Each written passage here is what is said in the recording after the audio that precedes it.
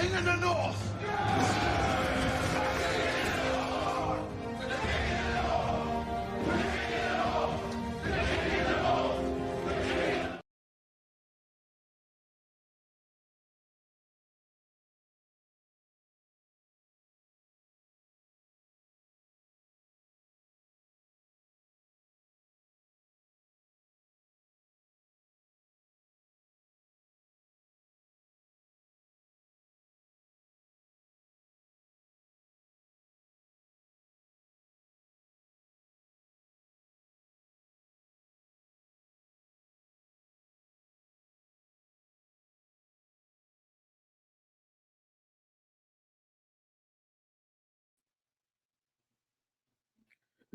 Yo, as always, like, share, subscribe.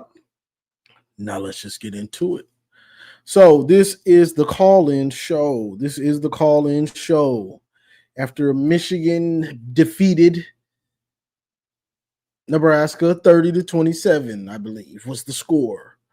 So this is the call-in show where people get to call in, and this is mostly their show, and people can say what they kind of whatever's on their mind. Y'all know what it is. But going forward, I'm not going to do it this time.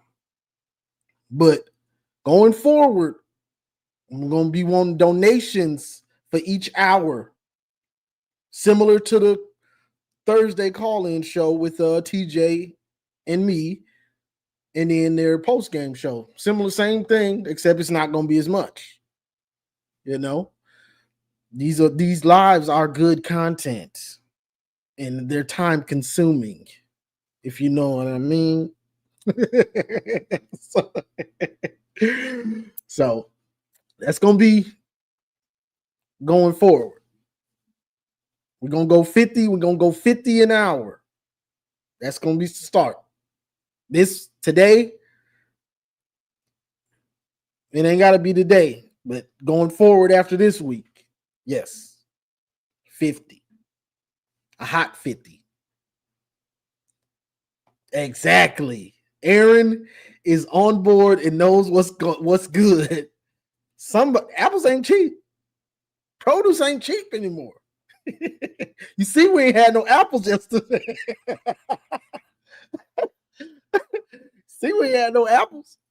But that was a good win for Michigan. Before I even get to Michigan, Kurt Signetti, Indiana. Oh my Lord. Them boys ain't playing. They ain't playing. He said, "You better Google me, boy. I ain't playing with y'all." I think he said they took his soul yesterday. I think he said they took their heart or something. He said about Illinois. That was embarrassing. You know, you a top 10 team and you get destroyed like that. They got destroyed. Straight destruction. We don't play them, so I ain't worried about it. You know, hey. Who else? Clemson, the downfall of Dabo. Oh boy, he's going down, down, down. Dabo's going down, down, down, down. It's about time for him to go. It might be about time for him to go. He's too stuck in his ways. College football is always changing. It's always evolving. Football itself is always evolving. It evolves. The game never changes as far as on the field. Like you can still win three yards in a cloud of dust and great defense. That part doesn't change, but the game always evolves and people find different ways to win. But as far as the things that are going on in college football, such as NIL, such as transfer portal, you got to play the game. So you can't be stuck in your ways with stuff like that. You have to evolve with it. You know what I'm saying? Yeah, he should have kept Venables also.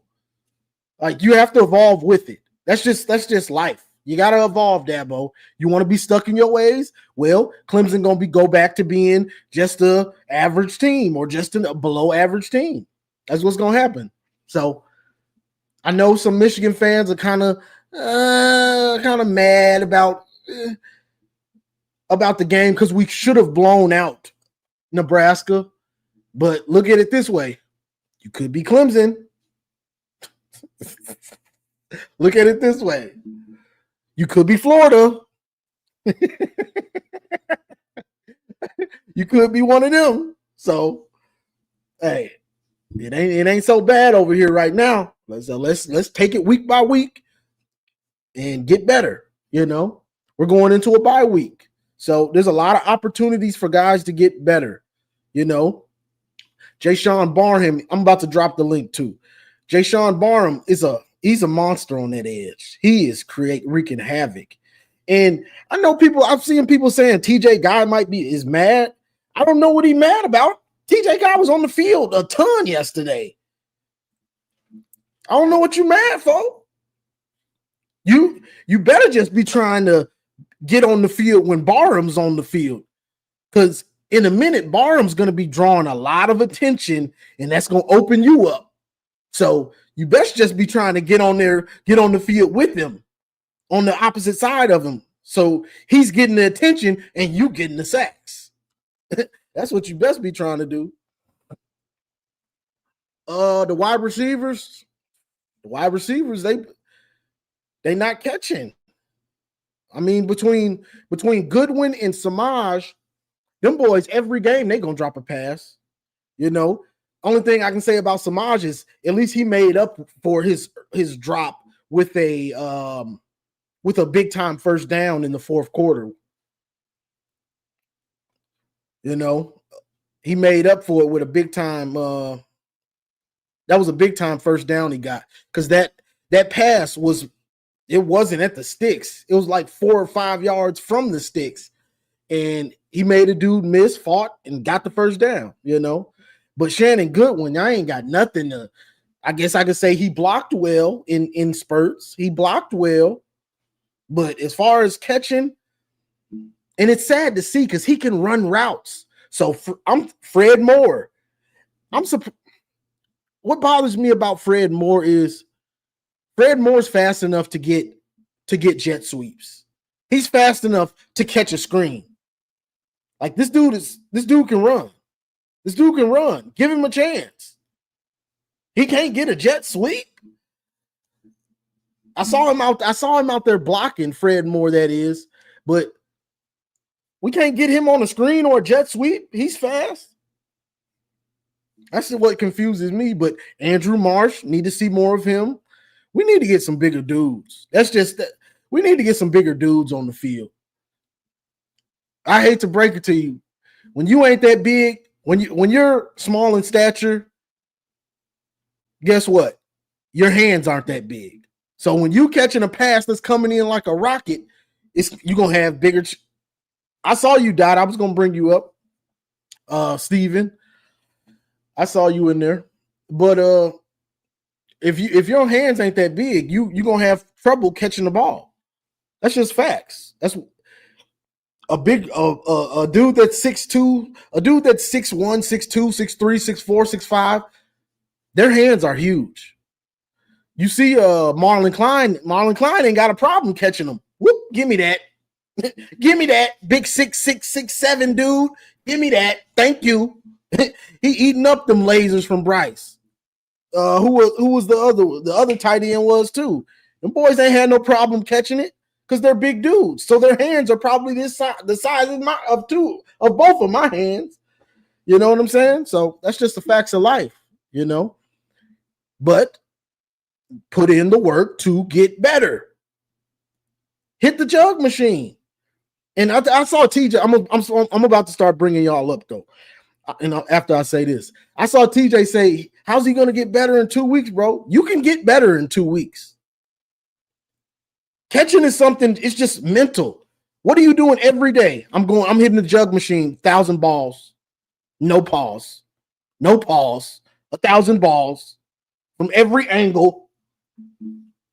You can get better. It's just about doing the consistency every day. Every day I'm hitting that jug machine, 1,000 balls. And I gotta catch 980 of them.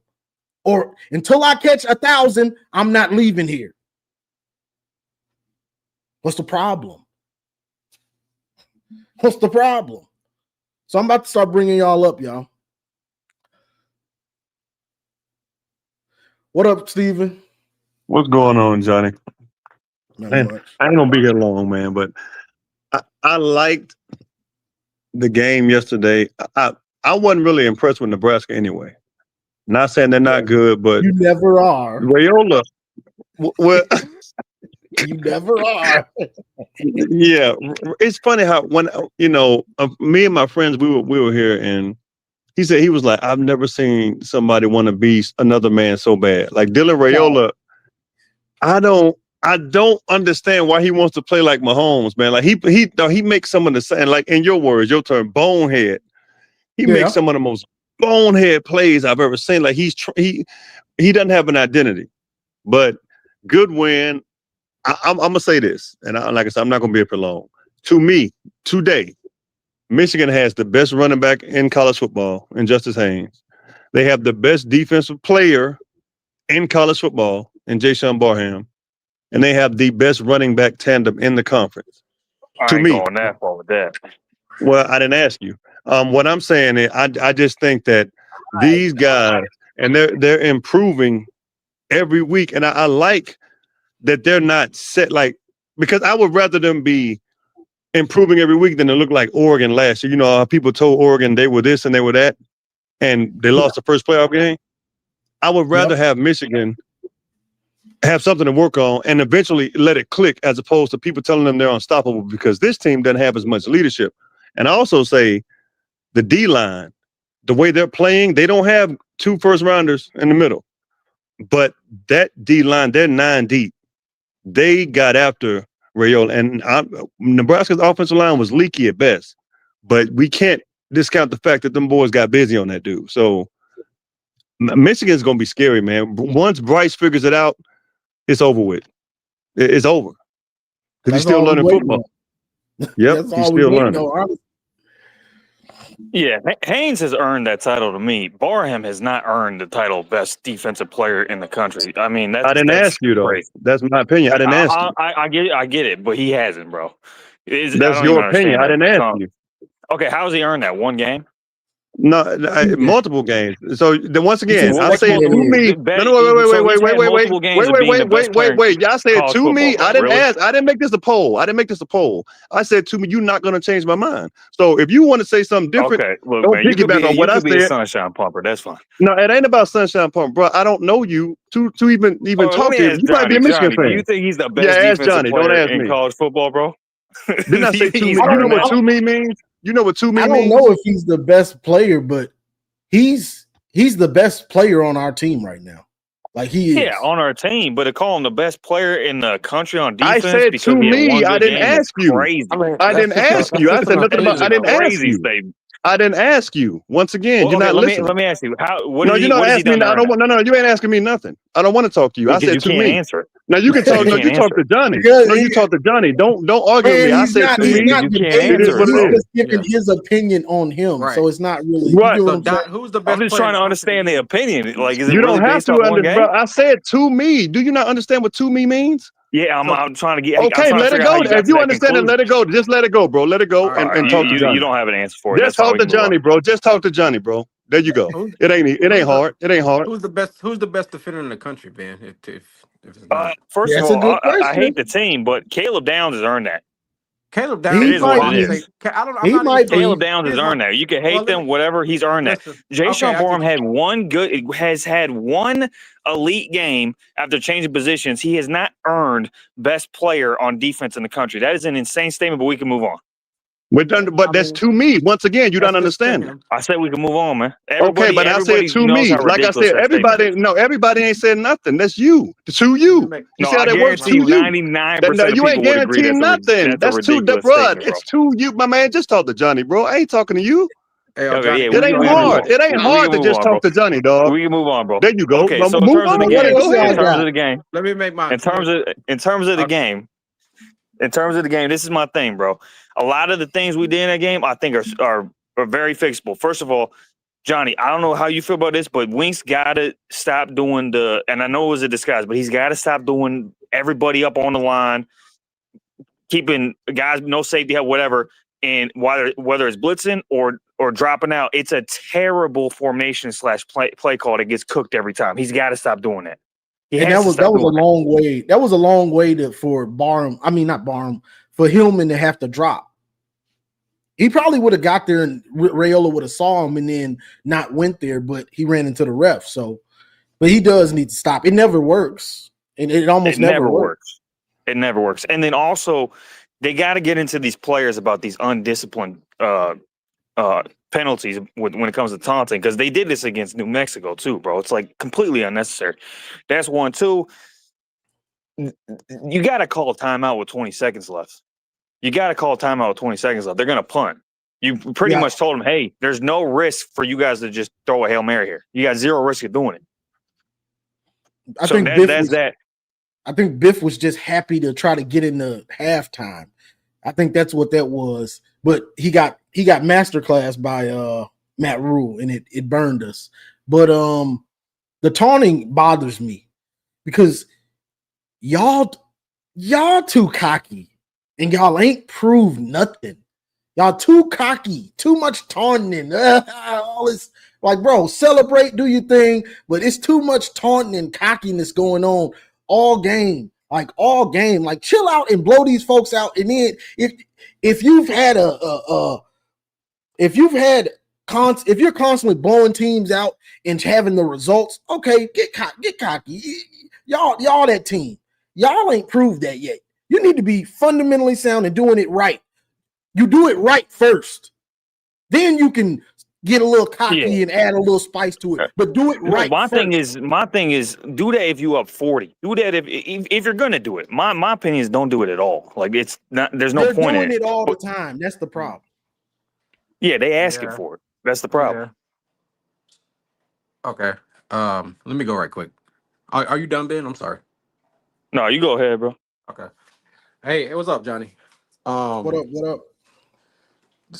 It was a few things that I liked. Well, it's a lot of things that I liked, and then some things that I didn't like, and I'll touch on that. Things that I liked about the game. Looks like our offensive line is gelling a bit. Even though it's a lot of injuries, I feel like I always thought Nathan Afobe should be starting, and he's kind of proven that right at this particular moment. Greg Crippen is definitely getting some big time seal blocks. Double teams getting up to the second level. So I actually love our offensive line and how they're gelling, and they're only going to get better. So I do love that. Bryce is doing very well. His receivers are failing him. Once again, we always have trash receivers. I do like number 1. What's his name? McCulley. He's the only one who seems to be able to catch from the wide receiver position. Anything that comes his way, he catches. Even the one that he almost had yesterday. And he's 6'5", so I guarantee his hands are huge. Right. So he's been a bright spot, even though they don't really throw him the ball that much. I'm kind of over the Samaj does his thing somewhat, but he definitely should never be a number 1. But I'm kind of over the what's his name, Channing Goodwin experience. Sit him down like you mentioned on your video. Sit him down until you can get Rod Moore. I saw Rod Moore a little bit more. But come on, man. You gotta be able to catch the ball. So that's the things I do like. Bryce is gonna be Bryce. I'm okay with a freshman making freshman mistakes. I will not tolerate that from a redshirt junior. So I'm cool with Bryce doing like fumbles and stuff like that. I don't want to see it. He's a freshman. He's gonna have growing pains. But a redshirt junior like freaking Alex Orji or what's his name, Davis Warren, I ain't dealing with that. Yeah. I'll take a freshman being a freshman. Yeah, but didn't Goodwin make a catch? Huh? Didn't Goodwin have? I know he had a drop pass. I think he had one catch for 5 yards. Yeah, one catch for 5. It was an easy catch though. Yeah, but the ones he didn't caught, he didn't catch. But he dropped a touch. He dropped like a 30-yard touchdown. He dropped like a 10-yard that would have been a first down. Yeah, and I think he dropped another. So that game should have been 40-10, bro. Right. Yeah, so I'm like, okay, can we get Andrew Marsh out there? Where I didn't see him at all yesterday. We got Jamar Browder. He was out big there. Body. Like he's a big body. Where is he at? Like I know we got Kendrick Bell. We got some guys who can at least try. I think they got like 12 wide receivers on the roster. Can we show see which one can work? You know what I'm saying? So what Peyton O'Leary at, man? Where he at? Put him out. He made a catch. Yeah, he made a what catch. You talking about, man? I don't want to see tight ends that much. We're on too many tight end sets, 12 personnel as it is. I'm tired of. It's not a matchup nightmare. Like I don't understand why they don't like. I think they It's try to got to How be was it trust not? these. they It's trust got to their be that tight ends a they little too don't much. either have the system down You'll or that see. they're not My getting bad. open. Yeah, right. So like You're going to see a more tight end. Andrew Marsh getting more and more reps as the season goes on. You're Well, kind we of already definitely need seeing to. that. I guarantee you by the end of the season, he's going to get a ton of reps. Well, he Yeah, didn't he's take just been somebody's making. job. You could tell he didn't have the system down because he's made mistakes in like Yeah. multiple games. Yeah, yeah. So that's it for offense. Defense wise, listen, I love the pressure that we was getting yesterday. Finally, Derek Moore is actually getting like finishing plays because he get to the quarterback so many times last year, but I mean he'll get there pressure wise, but he won't finish the play or somebody else will finish it. I'm glad to see him. He made his come up as yesterday. Rayshawn Benny did his thing. I'm still waiting on TJ Guy to actually do something. They've been telling me all along he's something, so I want to see that. But here's the thing that I hate the most. This is and I love how our freshmen are being like stepping into roles like Jaden Sanders or something or Cole Sullivan. This is my thing. I need to see more Cole Sullivan and less Jimmy Roder. And I say this why. I say this why. I don't want to see Jimmy Roder because if you watch Jimmy Roder, he's too busy trying to crack the skull of an offensive lineman, running right into him instead of running to the ball. Like so many times he just try to blow up a lineman. Like we know you tough, Jimmy. You ain't got to blow up the lineman. Blow up the running back or blow up the Yeah. receiver. Sullivan's better in Okay, coverage I too. agree. I agree. I agree. Sullivan's Hey, Sullivan's what's better your in name, man? coverage too. Hey, my He man, what's your sees the name? The game. guy who was just talking. Ronnie. Ronnie, you know why Derek Moore and those other guys look good because they get because of the best defensive player in the country, Jayshon Barham, opening and making. Oh my That's lord! why. Why did you That's do why. that? Why Insane did to you That's me, do that? why. bro. Why Listen, did you Because I do love me Jayshon, some that? Jason Barham, dog. because the best player in the country Bro, you defensively hype? is making Okay, sure I they get got to it. the quarterback. You hyping him Yeah. up because he played fucking Nebraska, bro. Do I that didn't. against I didn't. I elite didn't say. I ain't say. competition. There you go. Do You that Give putting against that credit. elite words in my mouth. competition, You then putting we could words in my talk, mouth. bro. You putting words in my Big mouth. credit. Okay, Why what did other you game? do that? What other game was he the When best they player play in the country? Oklahoma, they look way better in the second half when Yeah, Jayshon Barham yeah. got on the He field. That's changed all I that know. game when he came into Oklahoma. I will give him that. Thank He you. he definitely changed the game when he came into Oklahoma. Like they He won't did. come going down the field like they were punting when he was getting to that quarterback. So and the quarterback run starts He's like not even the started to best stop. linebacker in the country. That's crazy. Well, Man, he's well, that's better at yours. the That's edge. you can think what He's you I want better to mean, at think, he's the bro. not edge. a He might not be playing linebacker. He's linebacker an the rest of the edge. year. We He's an edge obviously though. we see what he should be, and he ought to Oh be yeah, I thanking know, them but he brought up coaches the because they're about to Oklahoma get him game like paid. he was this elite player in that game. Like, what are we Well, doing? I he said sat they down a played better half. when he got on the field. That's what He and sat and down a Yeah, oh, of half. but it course, being of agreed to that. course. What are He's we better talking than about, brother? Roller. That's not. He's better than Man, Roller. That hey, doesn't make him look, the you can best think what you player in want to the think, bro. You country, can bro. think what What you the want to think, hell? bro. You can think what you want to think. I didn't ask your opinion. I don't care. Well, here's the thing. Let me finish. Listen, I love me some Jason Barham, and I agree he should be on the edge because he's not a very good cover linebacker. So I believe he's best on the edge, and he has opened up a spot for Cole Sullivan. Hopefully, he gets more reps than Roder because he's more instinctual and he actually attacks the ball and not the lineman. But Fact. I do agree with that. Best defensive player in the country. I mean, I need a little bit more sample size, but I definitely think he should be in like like he should definitely be in the competition for the Lombardi or something like that. I do believe that or the Nagurski. But you said Caleb Downs is the best player in the country. Like Caleb Downs is a box safety. I don't even know he can cover. I never seen him really cover, so I can't really say he's the best Okay, player in the we ain't country. doing this, What? bro. Like, I get Man, we nobody Michigan care fans, about man, but Ohio come State on, man. players. Nobody cares We about really, we Ohio He, State really players. don't. We really Nobody he don't. cares. yeah. So like Um, I I'm think just he real, has. real, look. I real, just take the bias real, out of real, my football analysis, bro. yeah, That's yeah, what I real do. quick. No one cares about Ohio Hey, State players. real quick. Moving This on. Yo, real is quick, a real quick. false I just want to statement. say real quick about the game. Yo, I just want to say two things real quick. Johnny, I could not agree with you more about the attitude that these receivers need to have in these games. We do not toss the ball around a lot. We cannot afford these drops. Like it's to the point now where like you're gonna get benched just because you can't catch the rock. Like I don't care about separation. I don't care about speed. If you can't catch the ball, you're useless to us out there. And I think Channing has like all the intangibles. Like he has everything except he has concrete hands. And I mean, I don't know if it's a confidence thing. I mean, he was a 4-star coming out of high school. You know, he had a bunch of offers. I just don't get it. Samaj is Probably Samaj. lost I mean, confidence at this point. He's probably yeah, slowly losing his confidence if it's not gone somewhat. exactly. And then, so like, hopefully, like, you know, hopefully he's not just a practice squad all-star, but someone's got to step up. Someone's got to step up. It was a great win. I mean, I know it's Nebraska. Nebraska, I would say, in this Big Ten is an average team, I would say. But for a team at this stage in their development to go on the road in a hostile environment against good coaches, a good quarterback, and win that game, this reminded me of the 2021 win at Nebraska, where it was a tough, hard-fought win in a hostile environment, and they came out with the dub. Like, that's all that matters to me. Could we have won by more? Absolutely. We gifted them 2 touchdowns in the first half. Wink needs to chill with that zero blitz shit. It is unnecessary. Like, in that situation where you have them on 3rd and long, why are you giving them an out like that? Like, we earlier in that drive, we had got home with 3. Why are you doing that blitz? That shit drives me crazy. But the last thing I want to say real quick is that Justice Haynes is worth every penny we're paying him. Like, I loved him at Bama. I don't know if y'all remember the Rose Bowl, but he was gashing us in the Rose Bowl. And I remember afterwards, Bama fans were like, "Yo, why do we not give Justice the ball more?" Da da da. And now he's here, and he is like, he reminds me of Jamar Gibbs.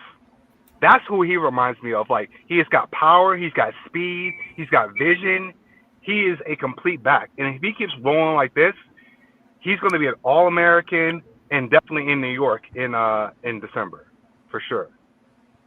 Facts. All facts. Somebody posed this question. Wait, let me read this super chat before I forget, and then I got a question for y'all because it was wild. Appreciate the $5 super chat. The Bull will win. Think Dom talking about Crippen's look and size made him take it seriously. LOL. Look at that. But AD posed this question, and it was wild to me last night. That Justice Haynes is better than Blake Corum. I can't say that just because of everything Blake has done for us. I can't say that just because everything Blake has done for us, but I will say, just if you look at like the package that he presents in terms of power, Blake didn't have the power that he has. He's looking for contact.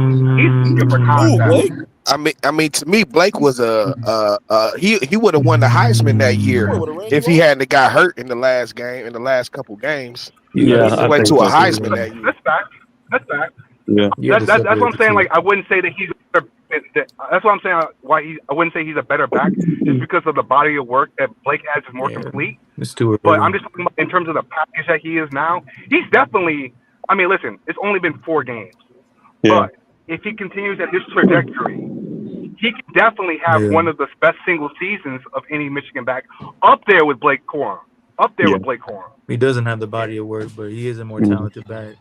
Johnny, what do you think? I thought right off the bat that he's Blake had.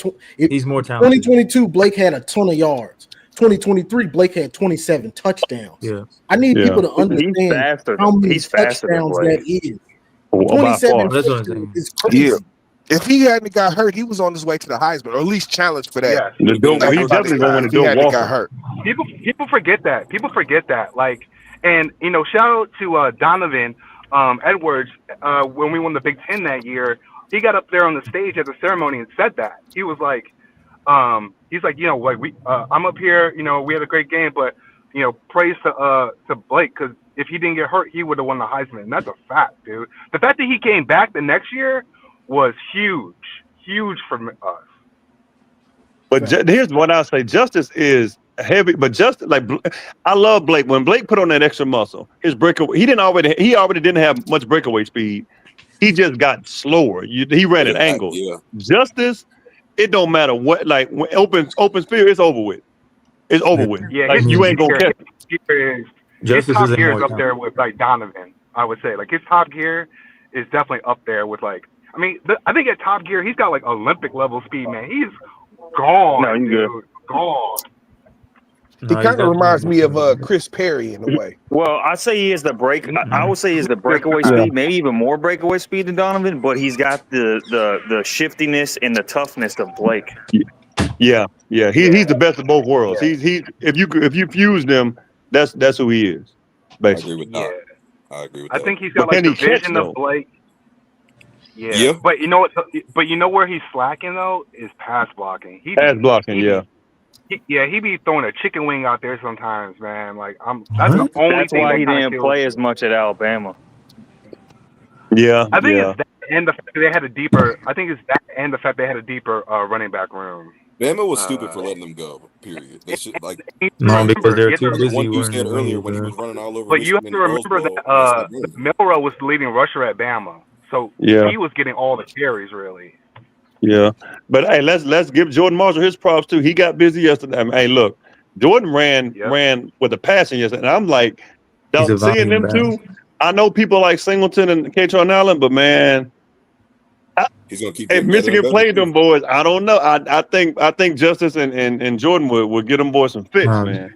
Jordan Marshall's a volume back, bro. He's only going to get better as the season goes. Yep. Yeah. Agreed. Yep. And they're Hey, real running quick. behind a worse O-line than Penn State is, by the way. Oh, well, our line, well, they're getting better. They're getting better. I mean, And we're I don't like. Who's number And we're 53 under. for Michigan? Who's number 53? That's Jay Gannera. Man, Lord have mercy. should be This dude, starting. he should the way what's the name got hit yesterday. I wanted to go slap Jake on there, man. I'm like the way Bryce got No, hit. like, I'm like, he- bro, Hey, by the way, That a was lot of not those on- runs they were untouched. That to me is the dumbest thing. Asking a right guard to come around left side and try to block in a fucking edge. That was the dumbest. Yeah, Drake, that's so stupid. Yeah, Jake that. played Yeah, that great. play design was I thought he horrible. played very well. That was the dumbest shit I've ever seen a coaching staff Yeah. ask a guard to go do. Jew, they did the same thing with the Phobie. He did the same thing. No, a phobia can get the fuck off the field. He's god awful. Like as soon as Ohadi gets back, that's filled. Like we're good there. I think Jake played well enough that he can start at right. They might be better without Ohadi. But it's good depth though. That Phobie's playing. I mean, I don't know. We need the depth. We need the depth. The Yeah. last 2 weeks, I think the O-line I has think you played cannot better take than they Jake did off now. the I previous think he's 2 played weeks. well. He can start at right guard. Yeah. Jew sick. Yo, but since we giving flowers out real quick, I just want to give some flowers out and hop out of here. And I know he had the stupid taunting pill on me. I know that. I hate that. Yeah. They're young kids. They'll do that. But Hillman be laying the wood out there, man. I don't know. It's like every hit, he's blowing dudes up out there, man. And outside of the taunting, he had a great game. I think so. I mean, if you take away that stupid penalty, He did. But that targeting that they thankfully picked up because I was not targeting. I mean, he for you old heads, he kind of reminds me of Ernest Cesar a little bit, how he used to hit. But yeah, he's out there every time laying the wood. You got to start wrapping up. All right, though, I got to bounce out of here. Go blue. He got. Go That's the Blue. one thing I'm thinking about with this defense, and that's the one thing that I love specifically about Jaden Sanders. I don't think he missed one tackle, and all the tackles he No, made, he's the best tackling corner we have right now. bro, was all in the open field. And to the one guy's point who was just talking about Hillman, he had the big cool, like Look, he's a good tackler. All that you got. Zeke has been solid. Man. Zeke has been solid when he's in there. Jair's been consistent. He had a decent game this game. When Zeke gets back, these corners are gonna have to play well because Jaden Sanders is playing very well. I'm starting Jaden Sanders for the rest of the year until he gives me a reason to take him off the field. As far as DB, who's been a surprise to me is Metcalf. Like that dude has been all over the place, man. I have no qualms about Metcalf. He didn't surprise me. That dude was a dog at Arkansas. I couldn't really pick him up. See, I didn't know. I had no idea. I wasn't familiar with his game, but I am now. I like that dude. Him and B Hill, but there's a busted coverage on Nebraska's first touchdown with the seam route, and that was on Metcalf. It was playing like a cover 2, and it got busted. Yeah, what was he doing? He's supposed to ride him out, and he went to the flat. So it was just like I think that's one of my biggest concerns about this game. Like, I think I agree with everyone that we were 3 to 4 touchdowns better than this team, and we got up 2 scores multiple times. We got 2 scores 2 times, and we are undisciplined. And I think that's the biggest red flag. But I do think having the bye week is at the perfect time. Yep, I agree. Yeah. Shout out to Dominic Zavada too, getting back on his groove. Yeah, boo. Hey Johnny, don't you think if Bryce on that He's that playing long like drive, I thought don't Earls you think would if he play, would have but, bounced it, that would have been a touchdown if he actually stretched it out instead of trying to go inside? Well, he thought Link was going to make his block that he was supposed to make. Link looked at the guy and just kept going like, oh, yeah, that was a very bad moment for him. So Bryce was anticipating him to do his job, and he didn't. Like, so it made it look I like Bryce still was think wrong if he when it was just really stretches Link. it out, that's an easy touchdown. Bro. That shit is way, bro. Phobie was on the ground 8 times in that game. 8 times. This man was asked to backside. Man was pulled to get a backside block on an edge, and he fell down. I'm like, dog, you are the most unathletic guard I've ever seen in my life. Hey, you know who else I like? You know what else I really like seeing? That boy Elijah Dotson been playing a lot the past couple weeks. He got cooked. A lot of young guys in that secondary. He got cooked against Nebraska, bro. Just saying. I did not like 3 true freshmen on the field at the same time in a 10-point game. I didn't like that. So what? Jair Hill got hurt in the 4th? I don't know, but they put 3 true freshmen out there on the field at the same time. I didn't like that. Well, doesn't that tell you, if they're putting 3 true freshmen out there, doesn't that tell you the last couple classes were pretty ass then? Yeah. I think it means more we're dinged up right now. Yeah, bro. I mean, the last DB class that we had, this one coming in is decent. The last one that we had, this class that's playing right now was a very good haul, in my opinion. It's just that they're very young, bro. And we're just going to have to deal with the growing pains. Yeah. I'm gonna keep it a bug. What you got? Hold on, let Dom ain't got to say nothing. Let's see what Dom got. Hi, everybody. Thank you for having me, Johnny.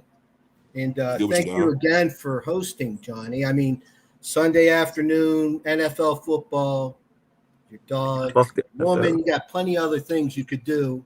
And you give your Sunday every week to us so we can come in here and yell and disagree with one another and have a good time. And just want to thank you again for doing this. Really appreciate it. Appreciate it, Don. I'd just like to make a point, guys, and then you guys could yell at the old man. But this one here, okay, I was 30 years old when I bought this. And this was the first one since 1948. 1948. And I was 30 years old when I got that. 30 years old in 1997. And it was a dream season that I'll never forget. Ever. And then I waited 26 years, and 20 of which I lived in Columbus, Ohio. In those 9 seasons between Hoke and Rich Rodriguez, especially Rich Rod with this dynamic offense, it took me 26 years later to get this one. Okay? What does this one and this one have in common? You know what it Defense. has? Defense. And it also comes with play calling that sticks with works until the opponent stops it. And if the opponent cannot stop it, you keep doing it over and over and over. This old-time football that's so boring that won us 3 Big Ten titles, a national title, our 1,000th win. We beat Little Brother. We beat Ohio State, and we had 3 losses. This boring old-time football. Gentlemen, Chip Lindsey could design plays. In my opinion, he lacks strategy as to when he's calling plays, and he fails to set them up. In my opinion, it comes across as a hodgepodge of plays, and why you're not sticking with things when they're working is beyond me. And I'll close up with this, and thank you for hearing me, man. But the offensive line, we all agree, has struggled this year. Okay. When you're run blocking, what is the difference between run blocking and pass blocking?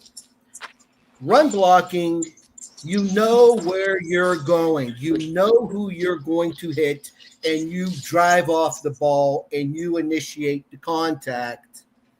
The defensive guy's at the disadvantage because he don't know who's coming at him.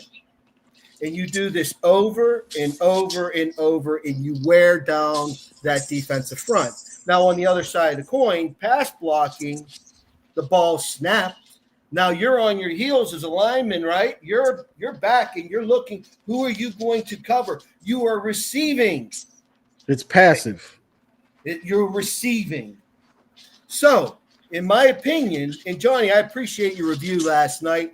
I went to bed not feeling like I was insane after watching that because for everybody else and everyone else's contact, I'm crazy, but you brought some points to align with it. It's a simple game, guys. And if the offensive line is struggling, I'm talking about rhythm of running the ball. You got two beast running backs, 8 yards a carry for Justice, 13.5 a carry for Jordan. We had 130 yards in 3 plays out of the 280, 75 from Haynes, 50 plus for Marshall, and Bryce's phenomenal design play, quarterback keep for another 45. So we're left with 150 yards, guys. That game should have been a blowout. And when the momentum was going with the run, I'll be damned if Chip didn't call some sort of stupid bubble screen or why. Why, when we have an offensive line that's struggling, deliver the blow, wear down the defense, and then start integrating the passing. That's my thought, guys. But again, 1948 to 1997 for the first that's 30 years old. Look at them grays, guys. I turned 58 this past week. And then I wait salute. Another 26 for this one, guys. Don't make me wait another 26 years because I might not be around for the third one. So, but Dom, like I said, I Dom. appreciate you hearing me out very much. Thank you. All right, Dom, like I texted you, man. It's week. It's early. It's early. Just let them when they jail. I'm gonna text them and be like, hold up. Remember them text messages? I told you, let it rock. Just they getting better. They just let it rock, Dom. I promise you they're gonna be fine. They'll be fine. When was your birthday? When was your birthday? It was September 18th. Are you serious? Dom, we got the same birthday. Oh, get the hell out of here, Johnny, John. what the See, I knew there was a bond deeper in the Ohio State. I knew that. See? Hey, happy belated to y'all. Yeah, salute to both y'all. Appreciate it. 29 on Friday. You know what? Thank goodness the world has Virgos. Just think how disorganized this planet would be without us. You know? Man, y'all the worst, man. Look at Johnny. Look at Johnny. There's facts. No. But no, I think even with all those issues though, they're still killing folks on the running game. So imagine when they get it together, how much more dominant they're gonna be. Yes, with the passing imagine game. that. Come on now. You gotta get healthy first. They're getting the big plays, which they've gotten all year out of the run game. But yesterday you saw the consistency more, right? And that's what I've been waiting on. So after Jordan got his long run, I wanted to see them. All right, let's go and pound this thing because it looked like they were about ready to take it over. And then when they finally decided to do it, we went right back down the field. Mostly runs, a few passes, but we Michigan football. And I think they could have went to that earlier because after that 50-yard run, it was three straight passes, and it was a 3-and-out, I believe. Well, that's what I was saying with the guards and going into this game. Even with backup guards, we should handle Nebraska because their run defense is terrible. They've been ran on every single week. So we absolutely need to do that, and we did. I mean, when you exploit a weakness, you want to dominate in that area. I thought we did a very good job. But I think the one thing that I didn't notice, I spoke to someone that, recently was on the team, and he said they were getting up to the line quick, which allowed Bryce to ID. I didn't have a lot of time to go over this game, but in the Oklahoma game, they didn't break the huddle till 9 seconds.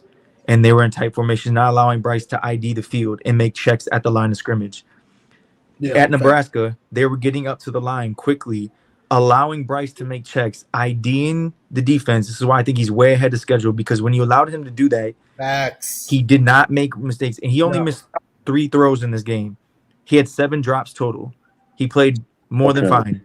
Like, B was going to be just fine. Just that in itself is like very promising for me going forward, and I need us to do that out of the bye week. I need to let him ID the defense. You know, it was like a more up tempo. It looked more Chip Lindsey esque in this game, and that's what was more than promising for me going forward. Yeah, Bryce, the problem is it's just the receivers catching it. That's the problem. Yeah. Real quick, Johnny, on the 3 and out you're talking about, the 3 passes. The plays were there. I have no problem with the play calls. The third down, if he's accurate, that's a first down. There was separation. The play was there to be made. He threw an inaccurate pass. That's 1. 2, the play before that, the defensive lineman tipped the ball. The guy was open.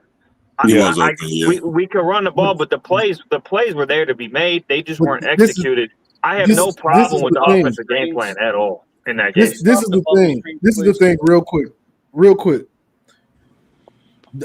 A pass got tipped. He overthrew somebody. There's a reason passing is harder than running because all those unknown variables. Yeah. Running the ball, if your front guys pretty much execute, only thing bad can happen is somebody trips or something like that. You know what I'm saying? So that's why running the ball is the easiest and most consistent thing you can do. We're dominating them. Finish them off, run it. Yes. You know, I think Chip Lindsey, there was a point to prove. Yeah, that's the only thing I didn't like with the play calling. I mean, when you say that we're gonna unleash Bryce, which I do agree you have to, I also think you can't get rid of what a team, you know, does bad. And I felt like we could have ran all day on them. Ironically, the OU game is not the game to take the air out of the ball. This game was the perfect game to take the air out of the ball because they can't defend the run at all. I just think it was a flip mentality. I think we were 3 to 4 like I said, 3 to 4 touchdowns better than that team. It is a good win on the road in a tough environment. And if we don't clean up the discipline, though, we're going to go 9-3 because the team is very undisciplined right now. Very undisciplined. I personally got no problems with the offense, bro. I think 17 of their points were 14 of them were I could blame the defense and the timeout for at the end of the half. The other 3, the field goal, I could also blame on the defense because of the unsportsmanlike. I have no problem with the offense. They scored 30. They probably should have scored 40 because of 2 easy touchdowns that they missed. So I can't complain about an offense that scored 30 and probably should have had 40. There's no complaint. I could complain about the undisciplined stuff that allowed them to stay in the game. So I got no problems with the offense. You know, I will also say, my only point about Bryce, and I'm really impressed with everything he's done. He's just turned 18 for crying out loud. 2 huge road games. I don't have any complaints with Bryce other than one thing, which I think he'll improve upon. In the first quarter, he managed it, and then he did it in the fourth quarter. But the second and third quarter, damn it, Bryce, when that game clock's running, let that play clock go down to 1-2 before you snap it. He was snapping it with 10, 12 seconds to go. And I'm like, let it run down. If you do that, then you know what? There's not 2 minutes before halftime. I thought he did great on that. But Dom, what if he saw the defense he wanted? What if he saw the defense he wanted? Am I tripping, or did he wait, or did he literally wait till there was 1 second left? I thought he was doing that. Again, like communication. He wasn't doing it in the second and third quarter. The first and fourth, yes, he did. The communication, I think everyone reminded, like the communication in the helmet goes out at 15 seconds. So at that point, you're on your own making checks. And again, like I brought up, like I thought they did a great job of letting him ID the defense. He's going to make mistakes. He's young, but when you do that, he's growing. You're not stunting his growth. And that's why it's very important for him and quarterbacks to come. And I hope he stays. Well, I didn't know that. At 15 seconds, I had no idea that was the case. Oh yeah. Yeah. Also, guys, where's he at wide receiver? Because he has the same issues that Shannon Goodwin's having. He can't catch a ball. Oh my gosh! Don't get me started on Goodwin, bro. But Johnny knows to how Ben's much I point, love him. Johnny I up wanna- to Ann Arbor running a jugs machine, like you said last night, Johnny. And we need to get those guys out there and you singing them wet footballs at 100 miles an hour. But down to that point about the defense, I said there's a couple. I said the game changer is bringing Barham to edge. I think they've done that for the season. I think that's solidified. The next one I needed to see. I needed to see it in Big Ten play. But boy, you got to start Cole Sullivan. You have to. Yeah. I just needed to see it in Big Ten play, and he popped multiple times. Yeah. So you got to make that transition. I think the defense is going to be fine. Got young secondary, and Wink historically has taken 6 to 7 weeks to figure his shit out. That's over his whole career, NFL included. Yep, you definitely can see it. Cole Sullivan is a backup, been a backup most of this time. He's already got 2 picks. He single-handedly blew up two screens yesterday. That was amazing. I appreciate you, Brandon Hillman, for fucking that up. Yep. Yeah. I mean, Cole is. He's not fast. He's just smart. Like Cole knows where to be and when to be there. Minus Knob is like he's our most athletic linebacker. That's what I'm saying. He's not fast. He's just smart. Like he doesn't have to be fast. He just knows he's smart. He knows the game of football. Like he's he's underrated. His film is ridiculous too. His high school film is ridiculous. Yeah, he's mad. Yeah, Cole's mad athletic. He sees the game. Yeah, he sees the game well. Owusu Boateng is probably the only other athlete in that room that's on par with Cole. He's probably a little bit better than him as an athlete. The thing that is interception was intelligent man. That interception was amazing. Like, look, I'm like I said, Metcalf, I wish I would know more about Metcalf Jair, coming by the in. way, that was his play. Just Cole cleaned it up. Juju, Jair been waiting a long time. He's been sitting, man. He will live and die on that flat. He was waiting. That was my Will Johnson moment. Finally. Oh. Hey, where's Mason Curtis? Give me that. Yeah. He's been Curtis has been dinged up. He played, but it's probably on snap count just like Rob Moore.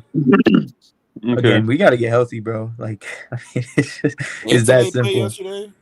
Who? Hogan Hansen. He got to get healthy. No, he didn't play. That's another. That I'm glad you brought that up because not having him out there, like we have a very good tight end duo when they're both healthy. Klein is, in my opinion, bro, he is.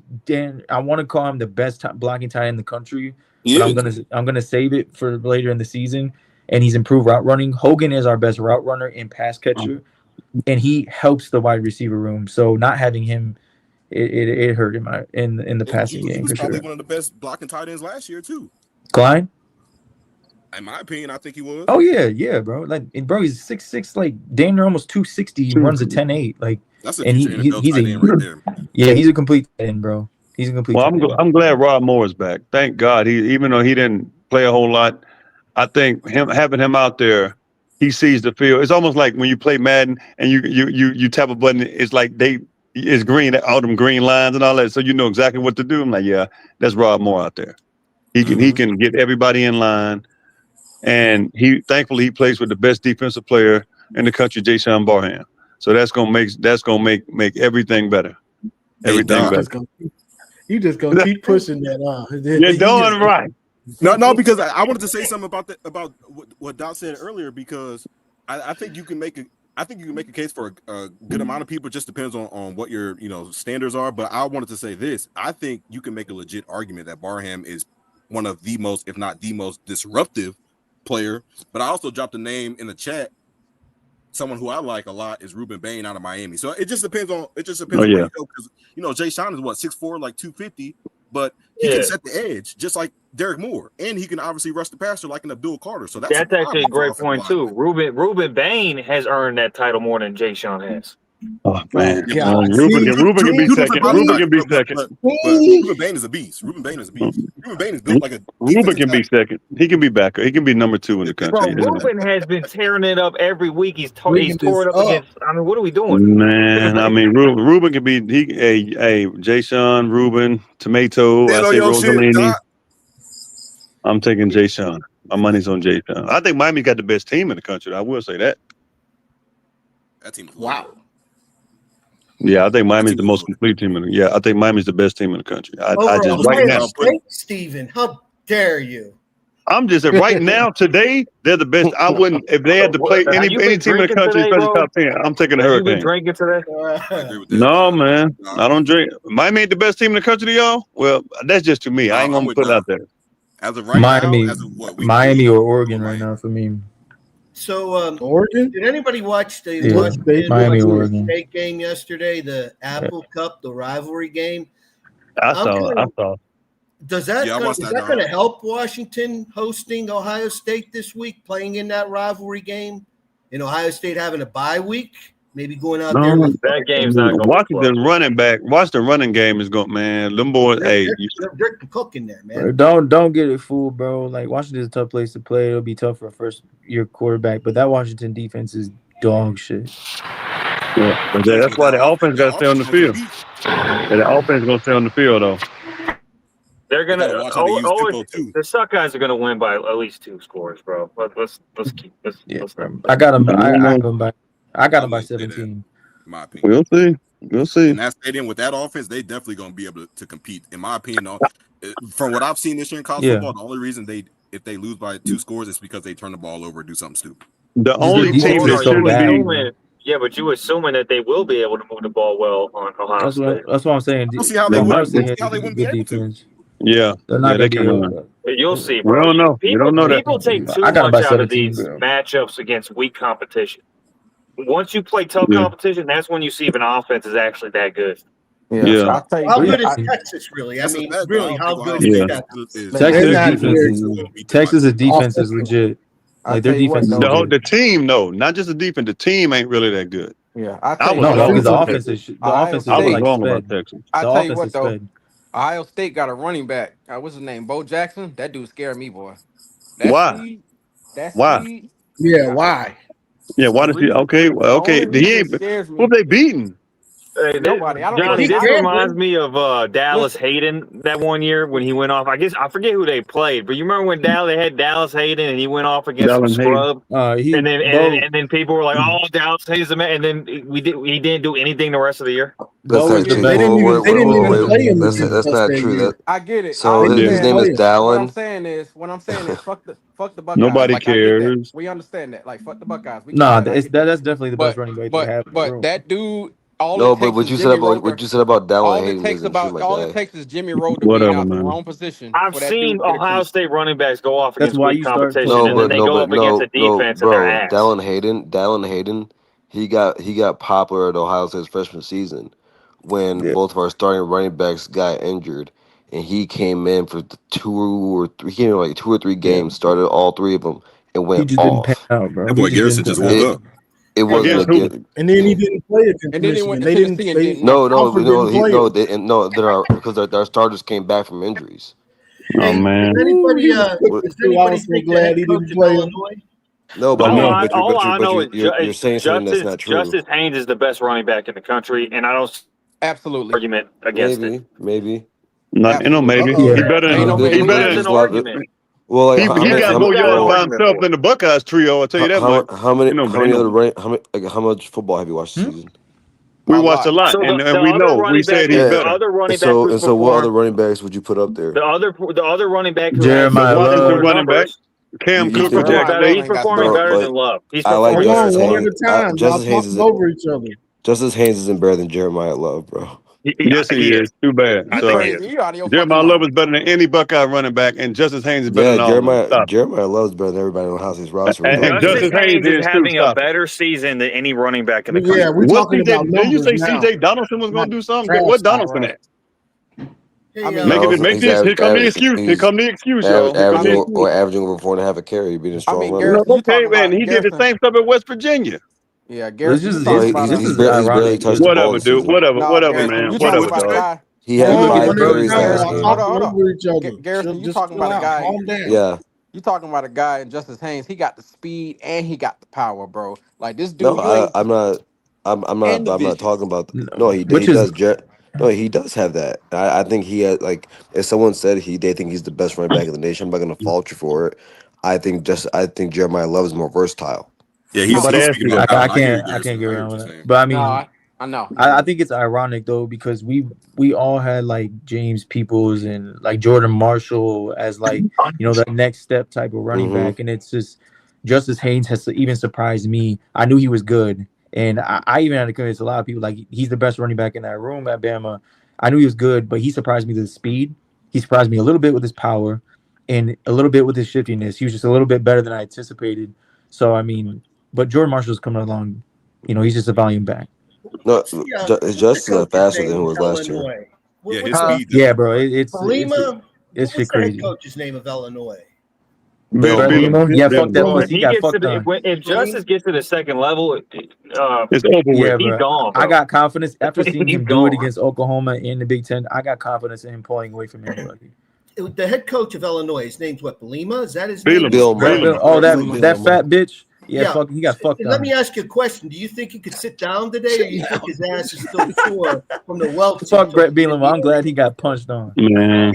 What What happened to happened Illinois, to man? Illinois? Huh? Indiana's a damn good team, and everyone are, You but didn't Google and some everybody that said that was just because of their schedule last year looks like they has egg in their face. And guess Senators, what, Ohio bro? State playing Does Ohio Indiana State this play? year? What did I? And what did I? Cincinnati's the Hold on, best hold on, non-championship coach Garrison. in the country. Hold on, Garrison. What did I say? What did I say in the offseason about Illinois? They didn't play anybody last year. They won by one score. I don't know. All that bringing back 16 starters. I don't give a fuck about that. I don't like that. You're taking away from what They Indiana got did. no. You're taking away from what Indiana did. That Illinois team is going to at worst have 8 wins. At worst. Bro, okay. At worst. But At this worst. Indiana team, okay. When you get dicked on 63-10, it wasn't a game from the start.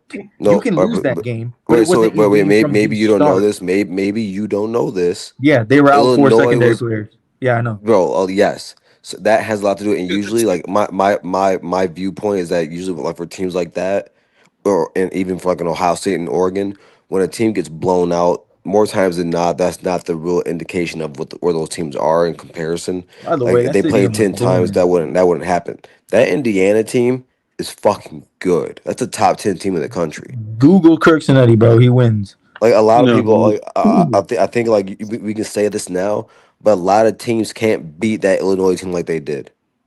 A lot of teams can't do If that. Indiana not like loses to that. Penn State and Hell Oregon, I don't no. want to hear nothing about Indiana. Well, look, if Penn State and Oregon whoop I Indiana, I don't don't even want to hear think nothing. Ohio State could beat them like Again, bro, I'm trolling and shit, but a lot of it has to do with 4 people being out. Like they're definitely not beating it them does. that. It does, but they still win. 53 points, bro. You still didn't score on me. Nah, You I'm still with didn't you. score on me. Yeah, of course, but they played exceptionally well at home, and I think they're a great team So this year. 4 people are worth 53 points. That's what you're saying. I'm with you on that 100%. As a former coach, What are you 4 kidding people? me? Yeah, What 4 in your players were out? It ain't worth secondary, 53 points. I'm saying bro. it's definitely worth something. No, I mean, when you have Indiana 4 has one of the secondary best players wide receiver units in the No. country, Well, Indiana can Yeah, beat man. Ohio State too. Points?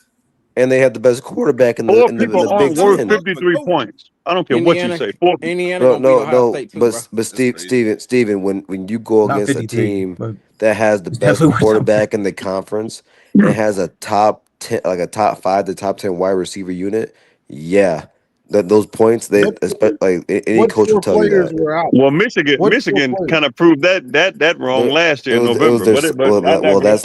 that's last year. It Yeah, was in But their Ohio State. secondary, Ohio it State. can Johnny. It happen was in though. their secondary. No, Garrison. Receivers come dime a dozen. Like you can put anybody out. That's not Hey, true. John. That's not true. That's not true. The If NFL I'm is not gonna proving lie, that, we dog. cannot if wide put receivers Michigan were wide NFL is see, receivers. proving wait, that. We there's couldn't put no Michigan way wide you can be a receivers out there. Michigan fan. There's Yeah, no way you bro. can be a Michigan There's fan, no sit way here I and can say put wide Cam receivers are Goodwin a out there, dime a bro. dozen. There's no way you can say that. Listen, receivers. I'm talking about winning wise. Receivers Yeah, are a dime a yeah, dozen. they really are, I'm not talking especially about in quality NFL, of play. I'm Bro, especially talking in about NFL. actual winning. you This would shit's Receivers are a crazy. dime a dozen. But you we would know why trade your Cam top 3 Goodwin was receivers starting. for Elijah Surratt. You would trade your top 3 receivers for Elijah Surratt right now. You I mean, would. No, yeah, they because we wouldn't. have How Bryce you know Yes. that? Petty them hoes. How you Yes, know bro. Yes, that? you I'm would. taking Elijah Steven, Surratt. yes, No, you no, would. no. I don't even know who Elijah Surratt is. That's course exactly. But I'm I not gonna wouldn't lie, I'm trade my taking him. top 3 for now. How you gonna tell me what I would do? No, you might. Don't tell us what we would do over here. I would Hey, trade John, my. John, No, you asked the question. I I'm would take telling you, Samaj Morgan over Miles Graham, I'm giving over Garrison, 5-star Miles Graham. I'll take Samaj Garrison, over him. bro. you I would trade my wait, whole one room. second, Juju. You would take who over Mylan Graham? I'm taking Samaj over Miles Graham You would right now. no, Bro, Garrison, Jordan, this is the Jordan, you're same a guy former that said coach. that Don't Barham's put the Jordan in best nothing. Me and defensive you don't you're player. a put former Jordan in nothing. coach. There you go with Jordan, that gay stuff. and There you go with that girl stuff. Don't put Jordan in that. It's me and you. Don't put Jordan in nothing. Okay, so and Jordan, you played this sport at a high level. Don't put Jordan in nothing. Is there a coach in college football who would choose Samaj Don't be Morgan lying. over You I Riley didn't say a Graham? coach. I'm talking about me and you. Don't put Hey Jordan, don't say nothing. Stand down, No. Jordan. He always do Bro. this. Stand down. Stand down. Me and you. Don't ask I'm me. not- No, you no, talk to me. Graham got I'm like not- no, 60, you- 50 yards. Graham got like 50 yards on the season. Samaj go to 100. Next. All right. So, Next. Let's have the How many Ennis got? How many yards Ennis got? Let's have the discussion. How many Let's have the Ennis got? discussion. Let's have discussion. I am relaxed. Don't tell me to relax. You just trying to put people in your stuff like you always do. I'm trying to have a I ain't there. conversation. You go with that. No, you do that every week. You hostile. Relax. Don't do that. No, make your point. I'm Because you trying to gonna have a sound conversation. I stupid. want to ask you. You ain't trying to have nothing. You trying to set the I'm narrative. trying That's to what you trying to do. Juju. Hold on, bro. I'm trying to Don't ask put you a Juju in there. question. Juju, chill out. Don't say nothing. Juju, enjoy. Because he Bro, does I'm this trying to ask every you a week. question. Are you Ask done? your question. Hurry up and ask your question. I ain't got time for this. Bro, seek God, bro. Holy hell. Hey, Ask your question, bro. I don't have time for this. What does 100%. Samaj Morgan? What skill or physical asset does Samaj Morgan have over Mylan Graham? Catching over 100 yards on the season. Now what? Go ahead. How many Graham got? How many yards Graham got on the season? Look it up, stat guy. Look it up, stat guy. I can't believe Look it up, stat guy. Ain't y'all wide receiver you? Bro, ain't y'all wide receiver you though? He's the 6th wide receiver on the depth Okay, he chart. got more than. Don't he got more than Ennis? Don't he got more yards than Ennis too? Ennis the third guy, right? How come somebody got more yards than him? No, bro, because we throw our tight ends a lot. But because you throw your tight. But okay, now Max Clare, what happened to him then? Because he's 4th on the team in receptions for tight ends. Next, you lied about that too. I thought he was the best tight end in the country. We play was the all best our tight end in the country, though. It don't matter, Garrison. I believe skill wise, bro. What are you talking about? Now you said he was. You didn't say. Yeah, you said before the season. I said. Did he not say? No. Did he not say before the season Max Clare was the best tight end in the country? But you keep over talking. No. You. I ain't gonna let you because you be lying. You be lying. You said Max Clare was the best tight end in the country. Did you not say that? What You said Max Clare was the best tight end in the country. I said I believe that. I said I believe Max Clare is the best tight end in the country. Okay, Marlon Klein got more catches and yards in one game than Claire has in 3 games.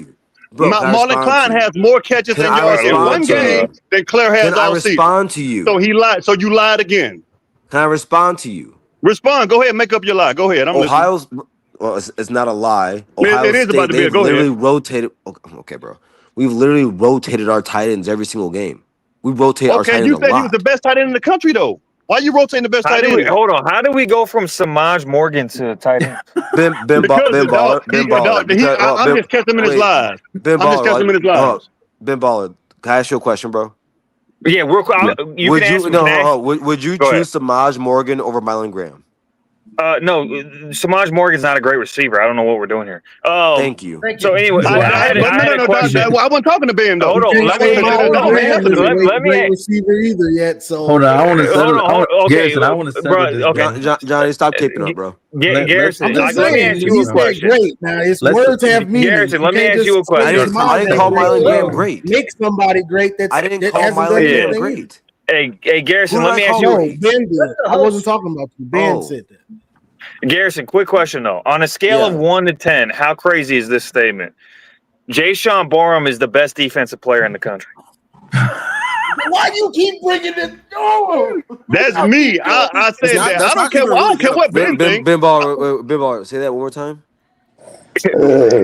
Jaysean Barham is the best defensive player, not on a team in the country. That's one of the most retarded shit I've ever heard. No, bro. You know what? I got something. Man, you gotta put our bias aside. Nobody cares what you think. We can all agree upon, guys. Even Senator Garrison. He just started fucking playing it. On this. We're gonna sit to Oklahoma, and obviously I'm saying it because we lost to the SOB. Venerables. Can somebody just smack that smirk off of his face? I can't wait. No, they winning. They winning, bro. Ben Baller, it's looking like a great loss. Ben Baller, who said they winning, bro. It's looking like a great. The guy you've been arguing with. Dom. Hey, Dom. They winning. Juju, I didn't Garrison, the guy you've been arguing with about Samaj said that. That is some of the doing most right. dumb shit I've ever heard. Dom. You know what else is dumb? Saying Max Clare's the best tight end in the country, and he's third on the team in receptions as far as tight end. That's not that dumb. That's It not is that dumb. dumb because you said- said he was the You best said tight end in the country. Barham is the You best said that. defensive player in the Barham, country. I Hold said on, hold to on. me. I said to Hold me. on. Y'all ain't gonna change my Hold on. mind. That I don't is care some what of the you Let me say. most get that down real fanboy quick. stuff I've ever Well, heard hey, in my the same life. thing you said. C.J. Donaldson was. You said the Buckeyes had a better running back room. That was Hey, fan. That Dom. was lying. That was a lie I too. do think we have a better Dom, I running back gotta room. tell you. I gotta tell you I this, bro. can't tell. How come? No. How come Haynes has more yards than all three of your running backs? Bro, How come Haynes has more yards than all three of your running as you backs? try to direct the How come conversation to me, Haynes I'm has never more going to yards than all date three of you. your running backs, I am Garrett? never going to date you. You Hey, keep trying to come at me, bro. It's Dom. weird. Dom, as much as I would love to smack his smirk, that loss to Oklahoma, we need them to keep winning. We need them to go I didn't like think so. 11-1, 10-2. Like we need that because if we, especially like if we play, say hypothetically, we go 9-3, right? And we play USC tough and we play Ohio State tough. Those are the only two losses I think we can have going forward. And Oklahoma is a top 10 team.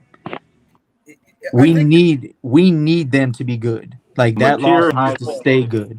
That's a good point, Juju. And you know what? I think if we could get Johnny up to Ann Arbor, I think it'd straighten out a lot of shit. You should be coaching, Master Jeff. You really should be coaching. No, Johnny had them boys in the portal. They'd be ready to go. Johnny, you would do much better than Sharon would. Chip can design the plays. I'm hating on our coach, Garrison. He could design plays.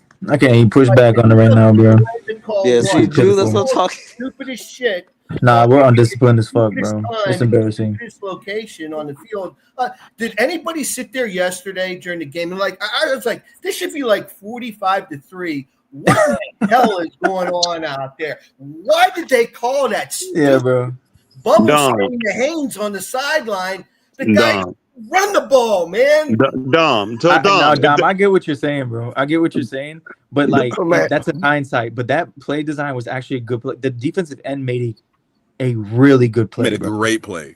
He made a great. They're not gonna get 50 yards every run. That's not just a this year problem. I've always hated when they go to those bubble screens, throwing to the sidelines all the time. So what if the bubble screen? Hold on. I need to push back. I have to push back on that. Chip Lindsey is one of the most successful screenplay callers in today's game. It's the way they do the bubble screen.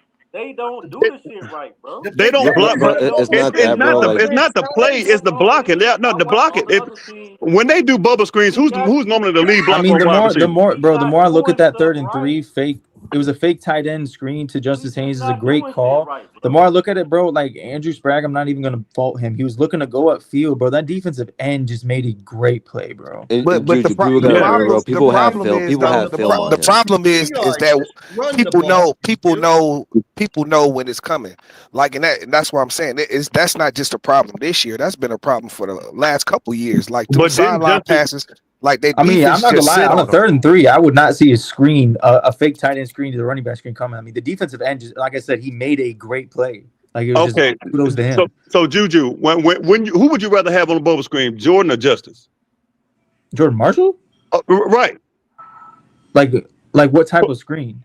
So the plays where Justice got it, and like Justice just outruns the offensive lineman. Is that his fault that he's doing that? On those screen? Yeah, is it Justice's fault he's outrunning the offensive lineman? Yes. No, it's not his fault. Talking about on the screen where he got like. It's not his fault. You're supposed to have awareness. You're supposed to have awareness. If you go back and watch that play, it was on that specific play. I'm not speaking in general, but on that specific play, him going outside was smarter. I mean, he broke the tackle, so it works, right? But if you look back at the play, that defensive, there was a defense, I can't remember what number, but he was closing on inside, and our offensive guys were not looking inside. So that specific play, I agree with. Like, it was good for him to outrun them, but because that defensive guy was closing the gap inside, he would have got tackled. That's right. Right. But what I'm saying is that if Justice only has what's in front of him, what is he supposed to do? You can wait for the lineman all day, but if you might get an extra 10 yards without them, go get that extra 10 yards. Well, look, I mean, it still happens. There are two different play designs, though. Some of those are like flare screens from him out of the backfield. Others are true run. The one where he actually got good yardage, that was a true running back screen right there. I mean, we still got the offensive line still got things, to clean up, especially looking back at the ball. I've seen it a couple of times, but they, for the most part, were putting hat on hat in this game. That's hilarious when they do that, Juju. Rolling left. No, it's actually painful. rolling left and throwing right has to be one of the hardest throws. Do I have that right, Johnny? Rolling left, throwing right? Or Yeah, is it he's rolling stupid, right, immensely talented, bro. throwing left? I don't know. One of the two is more difficult. I mean, but Bryce could do both. It depends on what hand it is. He's got a nasty pass. But when we pop, bro, is exactly what I thought it was. I mean, the 3-3-5 defense is more identification than it is. That's why I thought we were gonna have a lot of success because you just have to identify the defense. I mean, especially because they're undersized up front. And people ought to go back to the TCU game. We were running pin and pull against the 3-3-5, bro. Like you can't do that. It's too slow. You have to have a stretch play, which we ran this game, and it worked every single time. TCU was super aggressive in that 3-3-5. Yeah, bro. Because we ran fucking pin and pull. We didn't have in that offense. Jim Harbaugh refused to run the stretch. No, you know what the problem was? Donovan Edwards sucks if he doesn't have an open hole. That too. The problem is, got our practice footage to the head coach at TCU through Shiano. That's what the problem is. The catalog. That'll come out. Hey, when Ohio State loses to Michigan this year, and they got to find a reason to get rid of Ryan Day without paying his $80.5 million buyout. Hey, Mays, don't do this, Mays. Don't do this, Mays is right. Goodbye. He's not better than Mays is right. Cole Sullivan's the best Roller. linebacker on Michigan. You know they're gonna get old Uncle Irvin back. Oh, now we did ask for Bryce to take he's doing a completely different job, bro. Like Ernest. Drew, he's better than Ernest, bro. He's not, bro. This is why I'm mad at that wide receiver. Bryce took some velocity off those passes, and they still dropping them. I don't understand. Like I don't. He ain't. They're not Tebow's. I'm not talking to you, but what he does is he puts a little bit more air up on them, and it's like, dude. Catch the ball. Don't give up on good. I don't be wanting to take nothing off the passes. I think that's what makes him. He has to though. He throws too hard. You have to. Man, they gotta be ready for the. No, I agree. They gotta be ready for the ball. Certain point, but bro, when you're 5 yard, look when that one to Maj. Look, I mean, catch the ball, but at the same time, you need to put shit off. You need to put it off. I mean, he's like 2 yards in front of him. Yeah, bro, if I'm a wide receiver and I'm running a slant, I'm 5 yards away. And you throw a dart at me, I'm cussing you out in the huddle. Again, the only real miss Bryce had, the bad miss he had was on an out route to Channing Goodwin at the sticks for first down. He was wide open. He missed it. He gonna do that. He gonna do that. But the only bad miss, I say, he missed 3 passes in this game, but that's the only bad miss. That's all. What was with that pass with that trick Samaj throwing? Like, what it should have been the other way around. Kendrick Bell, let Kendrick Bell. He was the quarterback. It should have been the other way. Bro, Donald McCulley's the ex-quarterback. If you're gonna run that fucking play, let Maj go out and do that. Like, or just lay it out there. Oh man, well, that was a hell of a catch by McCulley.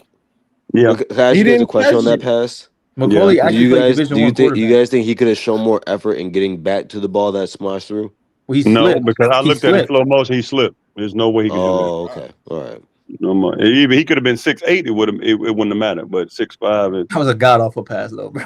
It was terrible. It had a lot of air up on it. Samaj is little. He can't throw it on the road. Yeah, it's just little Samaj guys. He probably said, he threw it. Hey, I will say with Maj, bro. With Maj, by the way, on that third down pickup he had, where he trucked someone, it was an elite block by Marlon Klein. Yep. And then Maj finished it off. It was beautiful, bro. Maniac. Yo, what up, twin? Listen, what's going on, man? Listen, I'm here, man. We watching the Bang Bang 90 gang and my man Crib. Yeah, we keeping the lights low because you never know. And on top of that, hold on. It look like deja vu in there. Y'all playing with me. Don't be playing with me. I'm not the one to play with. I'm ready to eat. What you cooking, Maniac? Okay, man. What you sipping on, man? He got that.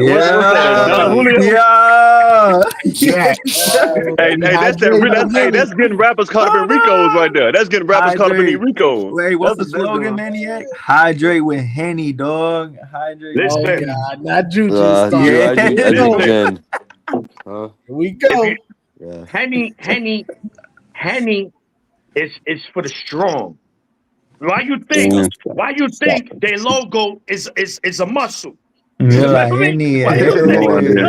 is a muscle. Because it's for the strong. If y'all want to stick to your wine, I respect you. You want to stick to your sport. You want to stick to your Your White Claw, salute to you. No, I don't respect. I don't respect you do that. But this is why we drink, baby. Protein, bro. I heard Water Juju drinks protein. cranberry juice. This is why we drink, baby. That's No, crazy. twin. No, twin. That ain't it, twin. Cranberry juice. Nah, How it much is. you done drink? I drank. Listen, or if you like, we could also do this. The You know what I'm Listen, saying? that's The Don Julio, baby. that Julio. That Bugging, Julio. man. You know what I'm saying? Listen, I gotta stick to the Spanish root sometimes. Julio. You know what I'm saying? That's Hey, how we man. do over here. Hydrate. Listen, Look at that's why Johnny got off. That's why Johnny shut the camera off, man. was Johnny like, know. damn. But look, I'm gonna say this, man. I'm not gonna keep y'all long. First of all, shout to everybody on the panel, man. Hope y'all having a great Sunday. Look, college football right now is on fire. It's the best sport in all sports, hands down. Regular season. There's a lot of football left. There's a lot for Michigan to get better. We got the win. I don't care what anybody say. We got the win. That's what it's about, man. But at the end of the day, shout to everybody. I'm not in my bag today. I'm not choosing violence today. I'm choosing love. And I just want to spread it to all of y'all. Have a good Sunday.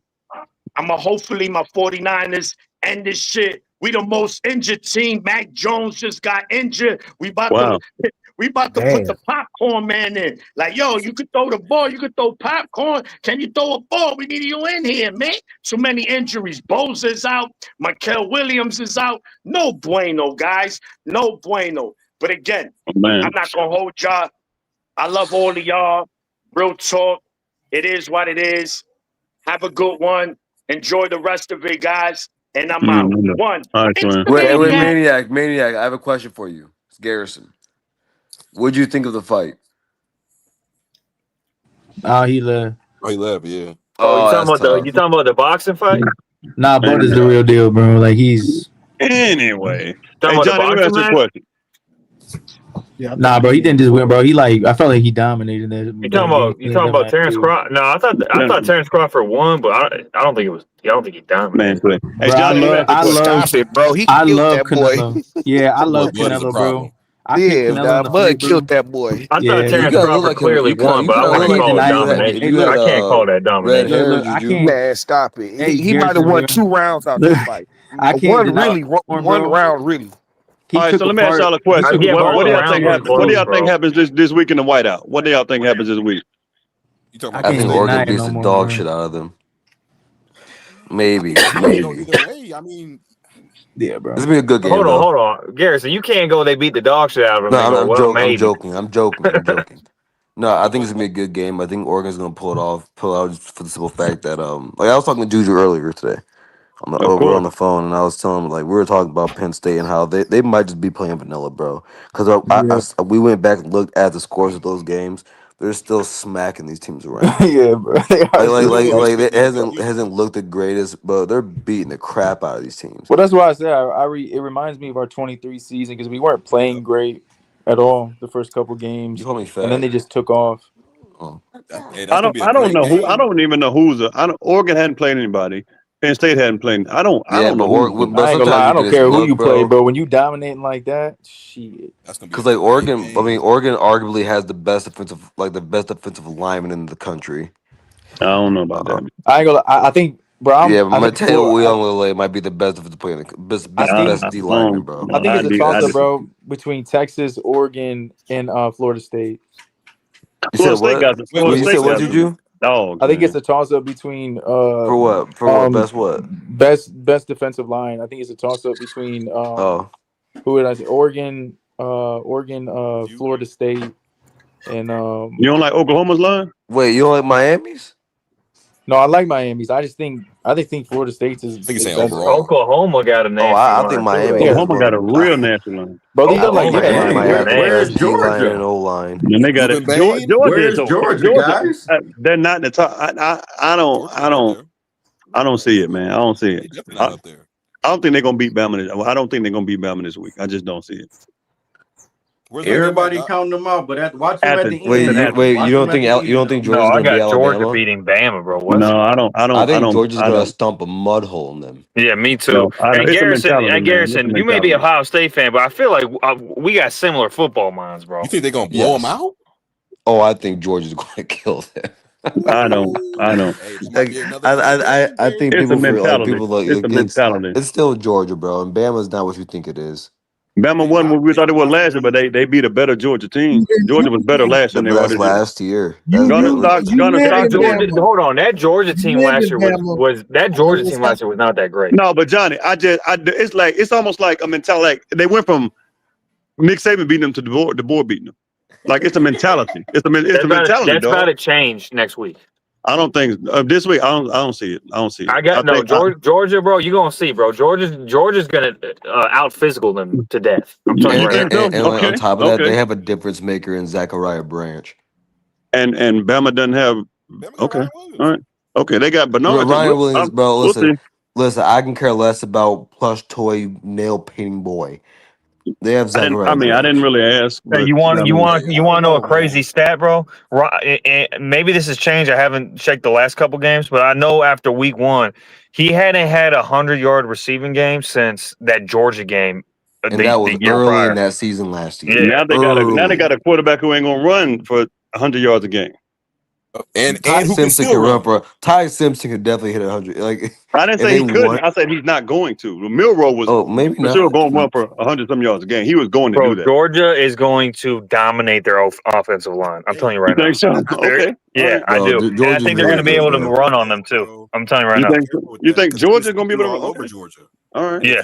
I think the scrimmage they're going to own the line of scrimmage. Ty Simpson is possible. That is possible. Okay. All right. Alabama doesn't have Tennessee's offense. Thank you for having me, Master Chef, and a happy belated birthday. And thank you again. Thank you again for hosting this stuff. Enjoyable as always. Gentlemen, take care. All right, Dom. No doubt. Easy, Dom. Football. And remember, guys, 2026 is upon us. Vote smart. Vote Garrison for Michigan Senator in 2026. All right? Man, please. Man, please. I don't even live in Michigan. But Johnny, we ain't in the same tax bracket as you, Dom. Chill out, boy.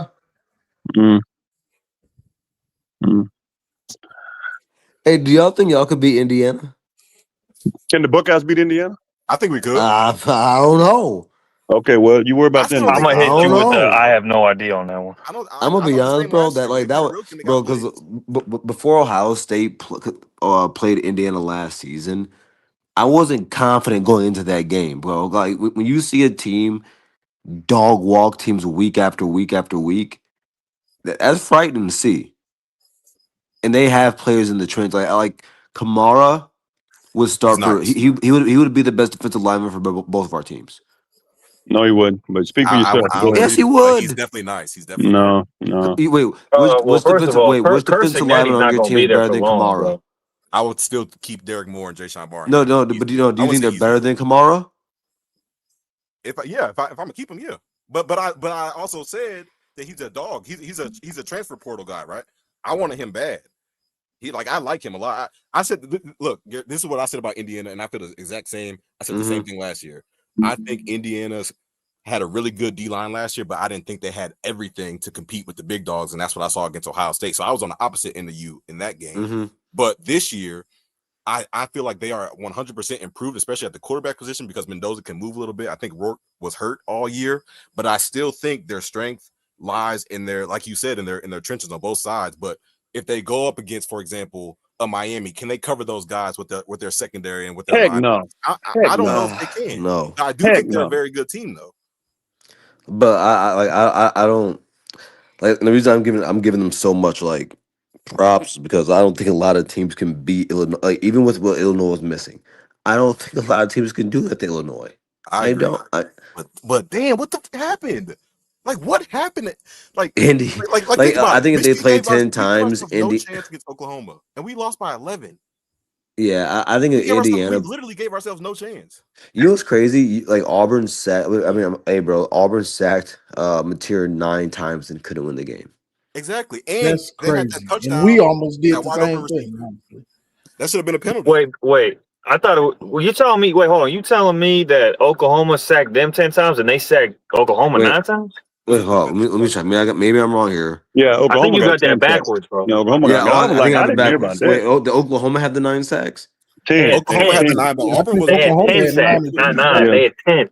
But they still barely won though. Like that's crazy to and me. Doc, they had a touchdown. That's about what we did. We had 7.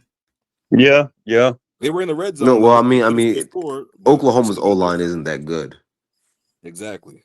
Well, This is that John Material. Hey, I want to see them against Johnny Texas. Manziel I want to light. see Texas does against You them. just said a lot right there, buddy, about our Well, defensive I line. mean, playing Michigan in week 2 as opposed to like Michigan's still improving. We all know that. Nebraska's O-line were they good? Were they decent? At least. No, Nebraska's O-line, I don't think is that. Michigan made them look average. I think they were decent, but I think they were shell shocked when Barham was that edge. I think decent is a good word. Yeah, okay, they were decent, and Michigan ran and Barham didn't get all the sack. It was like Benny. Yeah, who else? More? Yeah, but Barham was the back thing there is, every though, they single weren't just time, getting bro. pressured off the edge. It was the entire Michigan D-line was collapsing the pocket. Bro, No, but I mean, Barham was like stunts for nothing. I mean, it was stunt city. I'm Barham was like, you don't visibly see back that. there though. But they were rushing 3 guys and still getting to the quarterback. They destroyed that offensive line. That hold, Johnny, did you see that hold on Barham? That was egregious, bro. Yep. If you're not getting, bro, you ain't gonna call that. Not the Hail Mary, but, Right by the ref too. Fourth quarter. He tackled him. Exactly. Y'all saw that. I was impressed. Like for Raiola to have all that pressure in his face and go 30 for 41 and like that go was 7.5. That was impressive. He's legit. He didn't quit, and he still made throws.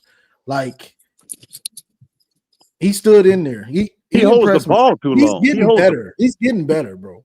He holds the ball too long, entirely too long. He'll be like, he thinks this is like high school. This is not. This ain't Buford. You can't. For a guy that holds the ball too long, man, he completed O-line, 70% of his passes. Okay, like, but they still lost though. So that don't. What does that mean?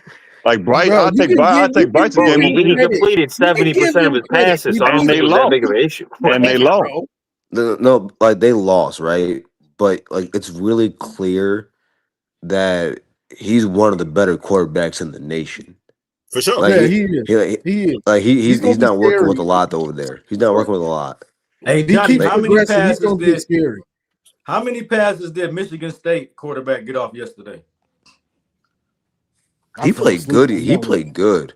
He looked Age real out. good, and it got me questioning the wide receiver coach at Michigan. What are we doing developing these receivers? Our routes, our shit that just don't look D1, bro. It just don't.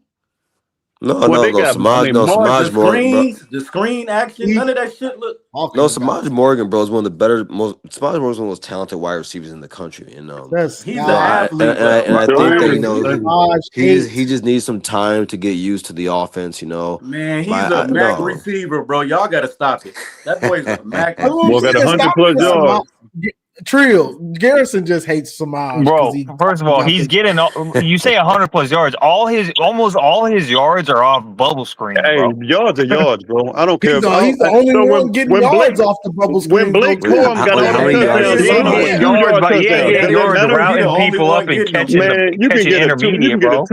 He getting yards behind the line of scrimmage. When Blake Corum got all them touchdowns, how many of them were 5 yards or less? He's a running back, bro. No, I'm asking you. The argument is yards because you brought it up. How are you going to compare a running back to a receiver, bro? You said yards. You brought it up. Bro, that doesn't even logically make sense. Okay, so you don't want to answer. So it don't matter if they whatever. It don't matter what type of route it is. Yards or yards, bro. No, it's not.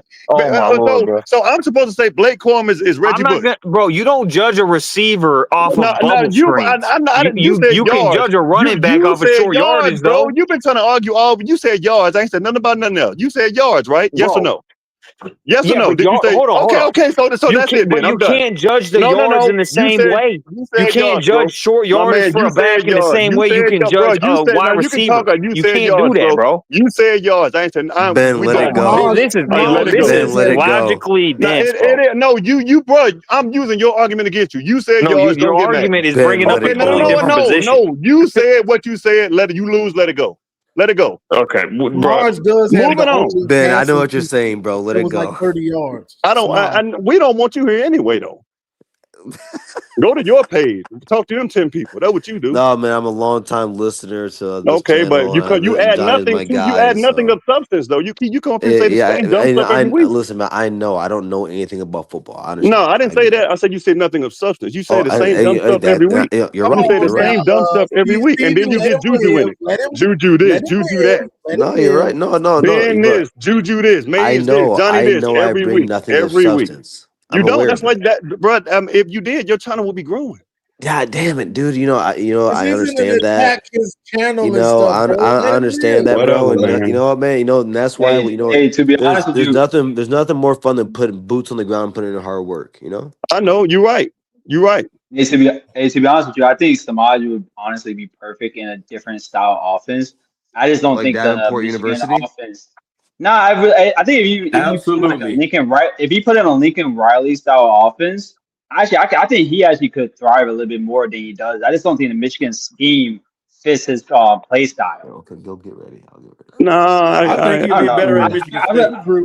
No, I really think because you think of somebody like Hollywood Brown that played under Lincoln Riley when he was at Oklahoma. Man, Hollywood Philip, I think the problem is Samaj isn't that athletic. He's not that fast. Hollywood was not different. that strong. I will always remember that Iowa game where the guy that he made missed tackle first was 10 to 15 yards behind him. He was a true It was the same guy that caught him. He was a freshman. He wasn't in the weight room yet. He still ain't that big. He still ain't that big. He still ain't that big though. After 3 years, Samaj still ain't that big. What happened to Michigan? He's gotten quicker and he's gotten faster though. That's fact. He has, but he ain't. Have his hands gotten better, Johnny? Yeah, he's a bubble. He's a bubble screen merchant, bro. That's what it's the way they use him. Like no wide receiver looks good. This is the problem. Hold on, real quick, Steven. This is the problem I got with people focusing on Samaj. If I watched the fourth quarter yesterday, I seen Samaj catch a ball in the flat, break a tackle, get the first down. That we needed to win the game. That was I got smoke for Fred Moore. I got smoke for Goodwin is dropping everything. I forgot about Fred Moore. Hey, I ain't gonna lie. Y'all got those wide receivers got Bryce looking bad, bro. That's what we should be talking about. Yeah, Johnny. That's what we should be talking about. I think people overrate wide receivers. I think people overrate wide receivers' hands in college football. I think that's something more so for the NFL than in college football. I mean, most college receivers don't have great hands. That's just a fact. Most don't have great. Okay, well, I can agree with that. Great hands. I can agree with that. But great. But we said great. With their hands. Most receivers in college most of them try to catch. Yeah, I agree. Oh, hey Johnny, bro. Hey, I don't know if you saw it, but I tweeted you earlier, bro. I love that you said about that onside kick. What is Hold on, bro. Bro, you got man. You gotta watch out for the trolls, bro. Hey, Johnny, what was that?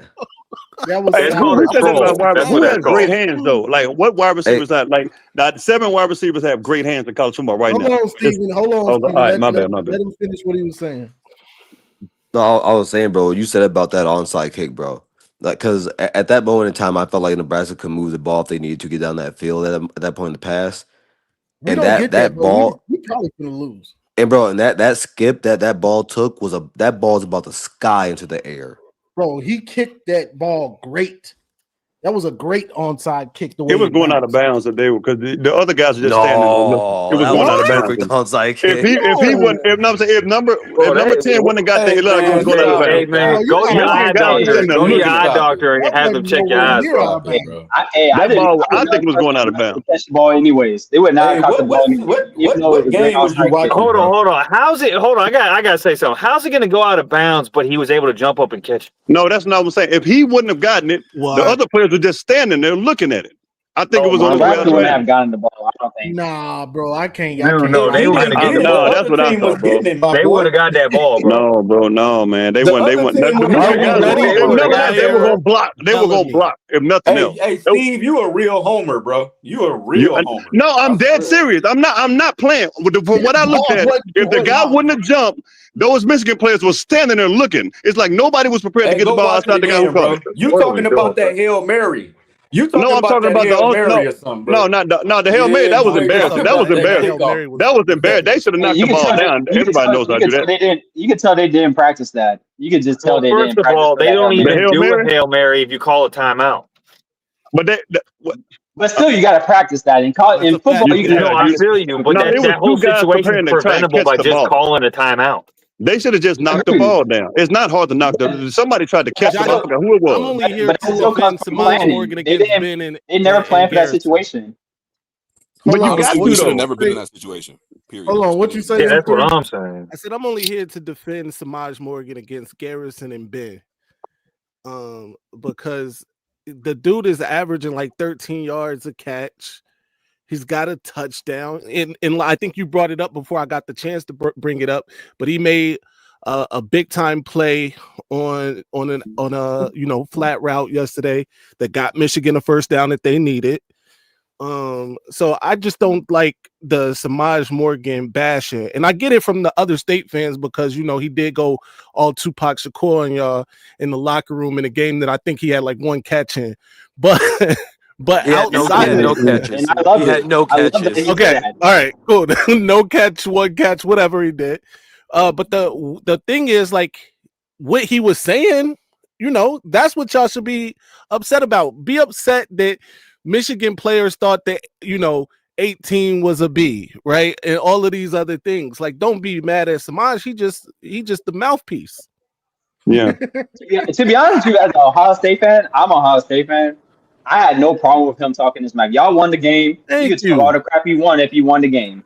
If you had a problem with it, you should have showed it on the field. That's how I feel as an Ohio State fan. Fact. That makes sense. Like, if you want, where you go, Garrison? I really up here and apologize to Samaj, Garrison. Get back here. Where you go? Bro, see, Samaj. This is the thing. Go ahead. I was just gonna say, I don't know why people are mad at Samaj. Like, I don't know what people expected him to be as a college football player. I expected him to be a pretty decent role player, which is what he is. He's perfect for what he does at Michigan. I mean, would he be a better player in a different system? I 100% agree, and I really think that. But for what he is for Michigan, he's perfect. And I just don't think, as an Ohio State fan, we should be judging him on the same lines that even as like Roman Wilson. He never was meant to come in. I think some of y'all is Fred Moore uncle. I think some of y'all is related to Fred Moore and the other guy Goodwin, because y'all ain't talking about them garbage ass dudes. I will never go against what the hell? Fred Moore. Yeah, that's what I was gonna say. Fred Moore dropped one pass game one, and he ain't been out there since. But they got to find the receivers. Like it ain't like Cully at is it? Put Marsh out there, man.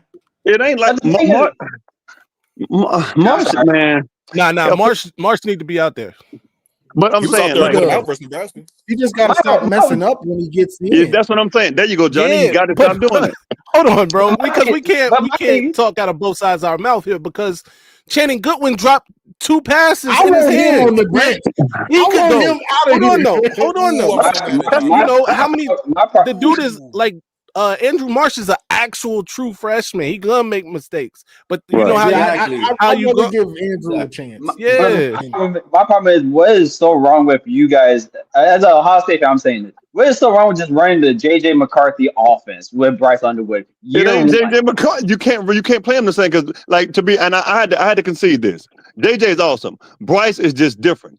And plus, you got Coach Moore. Coach Moore is not going. They have. I ain't gonna say they have better running backs. The team is just different. JJ played with some experienced guys. Michigan ain't got that across the board like JJ had it, so it's not fair to do that. You can't put Bryce in that situation. Yep, and we don't have Bryce learning.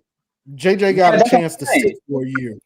Yeah, but when I'm saying running the JJ McCarthy, I mean like running the offense where you guys are running the ball like you guys did against Nebraska, where you just try to set the tempo by running the ball for play action passing game. The difference is Bryce is 18 and he's still learning. But once again, JJ had veterans around him. JJ had better tight ends, better receivers, a better defense. Michigan is still learning as we go. They don't even have their offensive lineman set or the defensive lineman set as to who's going to start. Yeah. JJ knew what he was coming into the game with. JJ had a playoff team before he started. Mm-hmm. I agree, but you also have the best set of running backs, I think, in college football with Jordan Marshall and Justin Haynes. And you guys still have Max Bredesen. And you still have Max Bredesen. So use that as your advantage. But see, this is the difference. 30 times a game. Better than Michigan had a Joe Moore winning offensive line when JJ played. They don't have that right now. That's the trenches do make the difference. I agree with what you're saying. You just can't do that until you factor in all the variables. They don't have that. If Bryce had JJ's team, Michigan would be winning every game by 30 points by now. Every game. But the thing is, you don't need to win every game by 30 points right now. You only need to be. You only need to win. You only need to win by one. But the thing is, go ahead. So I'm just saying. I think if you want to actually sustain and actually win 10, 11 ball games, which I think you guys possibly still can do, even you guys can still potentially beat Ohio State this year. I think you forgot that we had Harbaugh. I think you forgot that we had Harbaugh with JJ too, bro.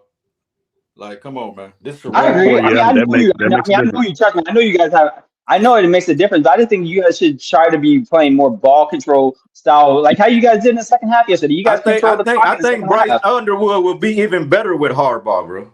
I think he would be even better. But Philip, I think that comes with time. Like it's game 4, right? It's a game 4. Like it's going to come. They're still like that USC game is going to be, to me, that's going to be a tougher game than the Buckeyes game. And I'm not saying that to disrespect the Buckeyes. I just think that USC is new to the conference, so they're like, man, okay, we filling them out. Michigan knows what Ryan Day's going to do. They know it. So we're showing you we're going to run the ball. I think actually USC has a better defensive line than we do. And I watched that game last night against Michigan State. I was very impressed with their defensive line. I think USC has some dudes up in that defensive line. That's going to be a good challenge for you guys. And Michigan State was very successful because they're aggressive. I don't think Michigan going to be aggressive enough against USC, man. I don't think so. Well, I mean, they're aggressive passing. They're aggressive passing ball. They could. I don't think they could run the ball really on them. Not like Michigan State aggressive with throwing that ball. On USC, I mean. But what else can Michigan State do? That's what I'm saying. But they're not aggressive with running the ball. Yeah, they don't have good running back. What you talking about, Steve? No, I'm saying, what else can they do? Michigan State quarterback was dropping them bitches in there. No, listen. I'm saying they can't run. So all they can do is pass. They can't run. Oh, okay. They can't run? No, they can't run like Michigan. Bubble screens. Well, yeah, but they can't run like Michigan. Bubble screens. You're right, but they can't run like Michigan. I get you on that. But our aggressiveness is not as good as theirs on that passing. When they play USC, is it 3 weeks? 2 weeks? 3 weeks? After the bye, isn't it after the bye? Yep. Right. No, they got Wisconsin. They got Wisconsin after the bye. Oh shit, we do. Yeah, that's gonna be it. I ain't gonna say it's gonna be an easy win, but that's it. But Philip, now I respect your acumen. I mean, you're a logical Ohio fan. You think USC's D line is better than the Buckeyes D line? Think that over, Phil. Think that over. Yes. With Jakeem Stewart and the guys, oh my God. And Bear Bryant. Because the thing is, we don't have I like our defensive line as a whole. I just don't think we have the bodies to be able to stop a run game. If a team really wants to run the ball on Ohio State, I still think with the way our defensive line and our linebackers are equipped, I don't think we can really stop an offense that wants to run the ball. Now, we may be able to put up points where you may have to switch your style from running the ball to having to pass to catch up in points. But, I mean, you saw in the Texas game. And Texas hasn't impressed with the run game ever since they played Ohio State. We couldn't really stop them from running the ball. They stopped themselves. That must be a cultural problem y'all got, bro. Y'all like to beat up on the weak ass teams. Y'all like to beat up on the people that's scared to play y'all. And then when it's time y'all got that anxiety, y'all ain't showing that talent. But bro, y'all can't be downplaying that talent y'all got on that defensive line. That's a culture thing that y'all got going on in Ohio State, bro. Yeah. You know what? The fact that we had to go into the portal for defensive ends, and we still wanted to go into the portal for defensive tackles, but we couldn't find nobody of Ohio State caliber. I think it just shows it's a recruiting issue. I don't think it's a culture. Yeah, yes, it is a culture thing. Y'all wanted some defensive bodies. Hold on, bro. You just proved my point. Y'all wanted some defensive linemen from a different culture. That's that, bro. Y'all getting 5 stars. Come on, Didn't Edric Houston get benched? He did. I don't know. He's hurt. He's still hurt from camp. He hurt his leg like week 1 of camp. He's not fully healthy. I thought he got benched in the last game.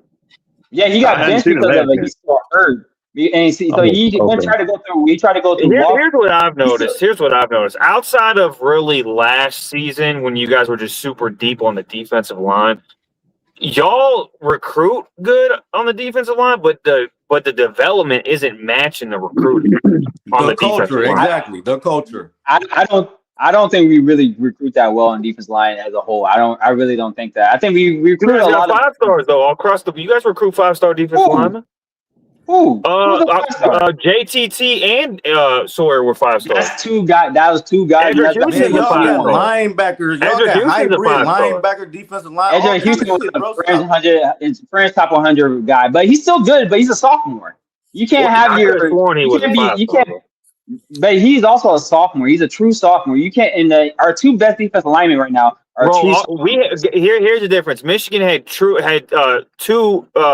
1 true freshman, 2 true sophomores, who I could argue are some of the best defensive tackles in history of college football the last couple of years. So I think it's a development. Yes, it is a development. Because we fought for the same Mason Graham and Kent Grant, 2 of the best defensive tackles to play the game. But when they won the national championships, they were true sophomores. They were true sophomores. But they had Mozzie Smith in front of them. When they won the championship. They started Cam Good. Cam Good and Rashawn Benny. We lost the battle. Can you tell them that we lost the recruiting battle for them same linemen he complaining about? I'm not complaining about them. I'm just saying that first off, I'm not complaining about anything. I'm just telling you the facts. It's not complaining. So y'all didn't want them 3-star defensive linemen that we got from y'all state. So now you don't want the 5-stars? Who did you guys get? I'm saying Michigan Mason Graham was a 3-star.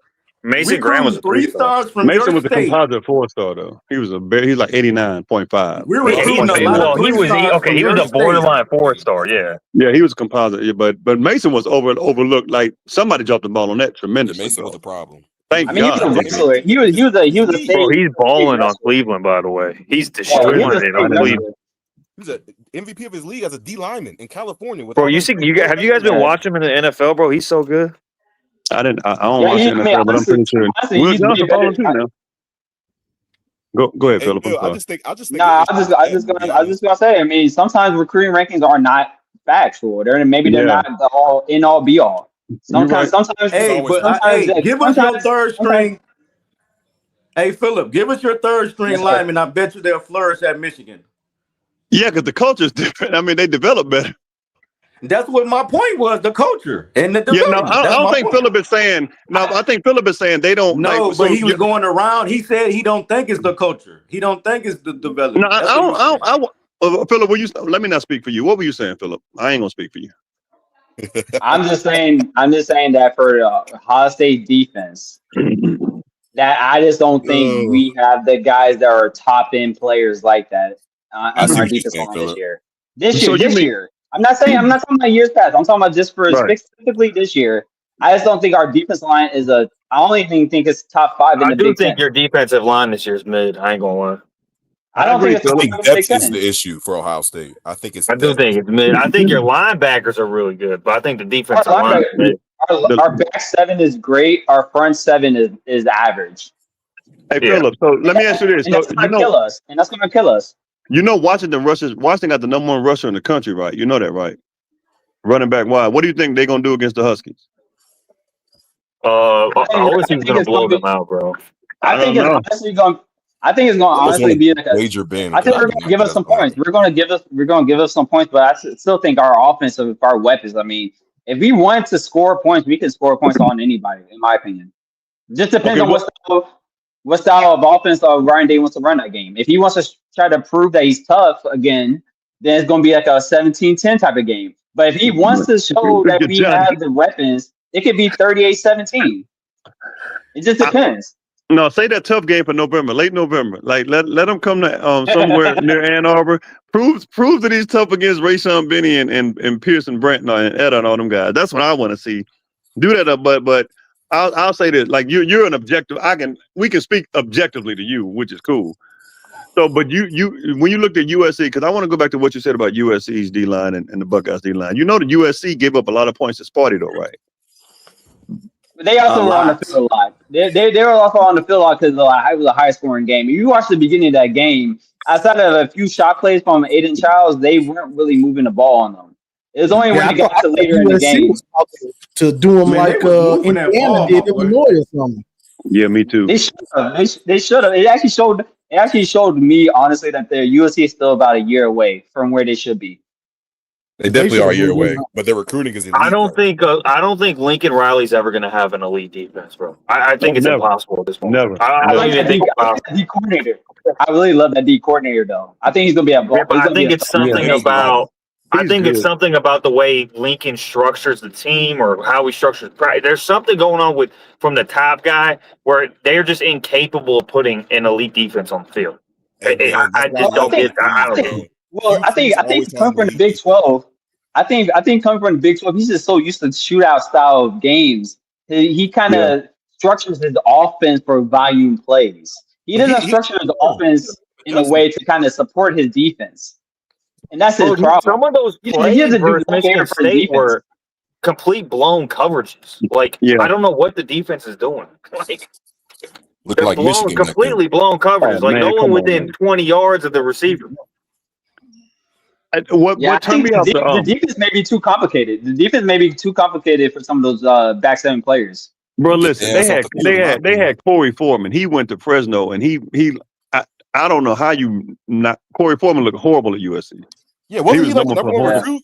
The number one player. Yeah. And he at Fresno State, he was balling. I'm like, how does he look better at Fresno State than he did USC? Well, you talk about culture, bro. USC definitely has the culture problem when it comes to coaching up their and developing their defensive players. When's the last time you seen a defensive lineman or just a defensive player as a whole come from USC and actually flourish in the NFL? 2008, them linebacker Maluga and them and Matthew. They got one on their D though. I forgot his name. Who I'm talking about. I think it's like Gentry or something like that. That Gentry guy, that linebacker.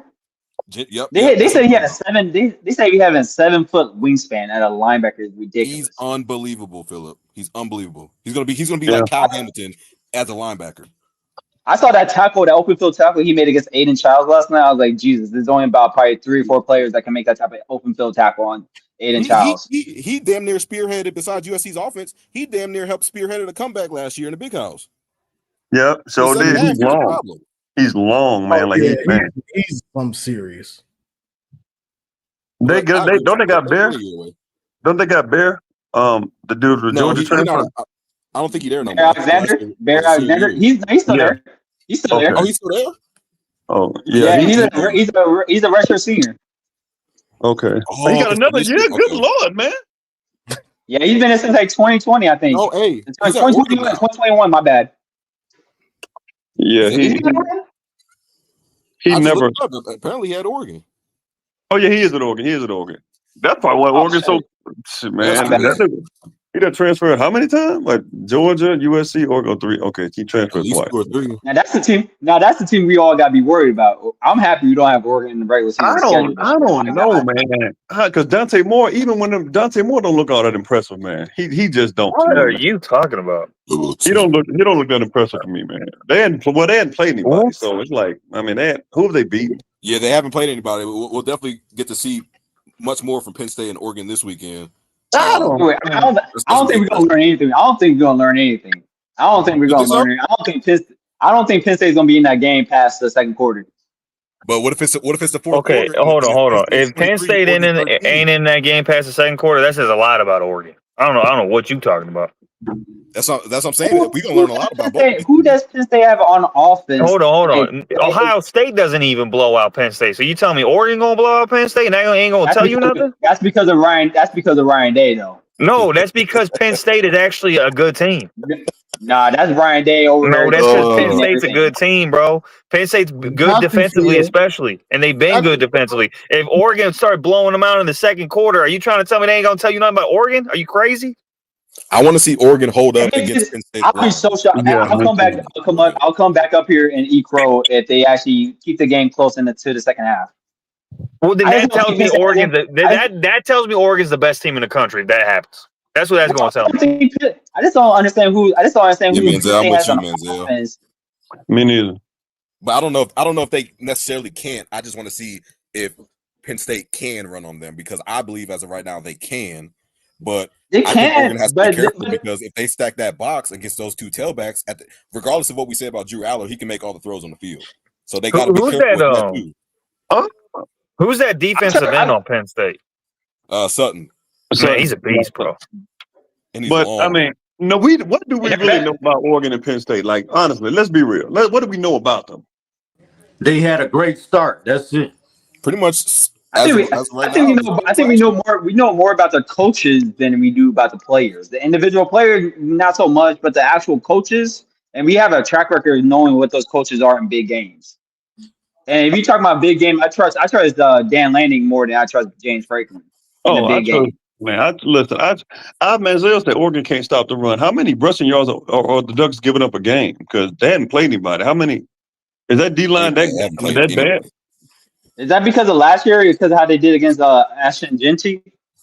Is why you thinking that? Because of their defense is playing I don't know. It's just at the end of the day, you know, they're going on the road against a team with a really good O-line, two good tailbacks, and obviously, you know, Oregon is extremely talented at all three levels. But what I'm curious to see, I'm not ready to say that Oregon's going to shut down Penn State to the tune of, for example, 80 rushing yards total. I would lean more to Penn State. Go ahead. I don't think it's gonna be 80. I think definitely Penn State's gonna crack 100 yards. I think they're probably gonna get close to like 150, 160. But how many carries does it take them to get to that 160, 170 range? I see what you're saying, though. How many yards did Northwestern put up on Oregon, though? Because I know that one. How many? I don't. Was it over 150? And was it garbage time or what? Probably not. Yeah. They did score, I think, 2 touchdowns or something late. Yeah, but they got dominated by but Northwestern, like you said, like Oregon hasn't played anybody. Northwestern is not good. I thought they were going to compete against Tulane. They got smacked. Who else they play? Oregon State, Oklahoma State, Oregon State. Like, come on, man! Like, they've literally played all garbage teams. They have not been tested yet. Now they got to go on the road to Penn State at night. But see, James Franklin, though, man, like this, dog. If this ain't the stress button for him, if this ain't the, you know, I might eventually get fired game for him. Something's wrong. Like you can't lose that game at home, and now you're not this one. Now other years, but he can't lose this game, whether it's 1 or 40. He can't. He literally can't. Well, technically, he can lose the game. I mean, it's a different era. It's a different era, though. He could lose this game, still make the playoffs, and go on to win it. I mean, well, no, I'm not. Well, let me. Like, you're right. Okay, so I retract it. He can lose it, but it's gonna look bad if he loses this game because they came in the season. Some people national champions. I never thought that, but say they lose 40-20. That's a bad loss, man. Ooh, at home at night in the White House. That's a bad loss, bro. Because them fans, you know, every time they lose at home, James Franklin, they got to keep him from fighting one of the fans. I don't know what it is about him and the fans. He always want to get to fight with some kids. Hey, I mess with Franklin.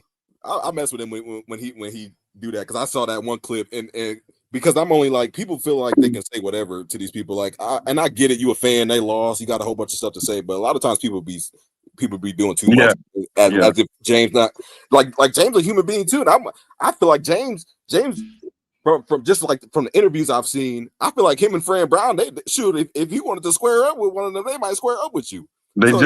Sometimes people just gotta chill. Like you just gotta chill sometimes. Yeah. My whole thing with James Franklin, I just never understood is that he's supposed to be a receiver. He started out as a receiver coach. And I just never understood how somebody that started out his career as a receiver coach and made his name in the college ranks as a receiver coach could not develop really in the modern time a good receiver.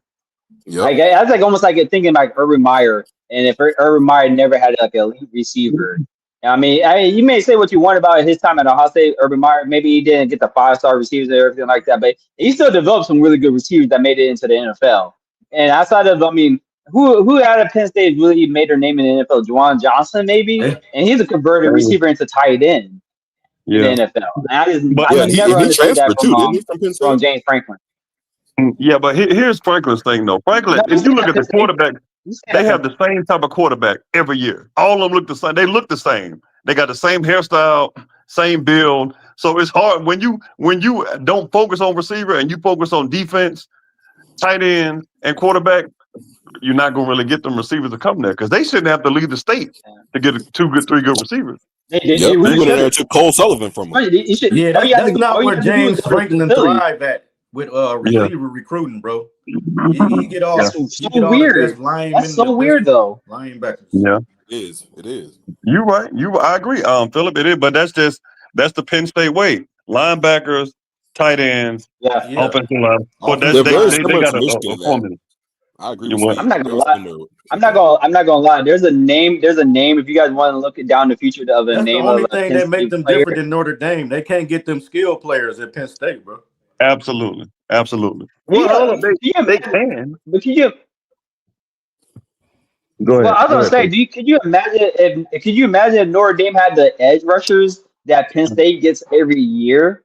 Like, my God, I think Notre Dame probably would have a national championship by now, but they never have an edge rusher at Notre Dame like they do at Penn State. Bro, if Notre Dame recruited like Harbaugh did at Stanford, remember in Stanford, Harbaugh was getting them 6'4", 6'5", 6'6" defensive ends. Got a 6'10", 6'11" wingspan, and I'm talking about the DeForest Buckners, guys like that. Listen, that Notre Dame but it's hard when you compete. Now it's hard. Yeah. They got money, but it's hard. Everybody got money. But Penn State, little cute guys. Penn State does have money. Penn State got money.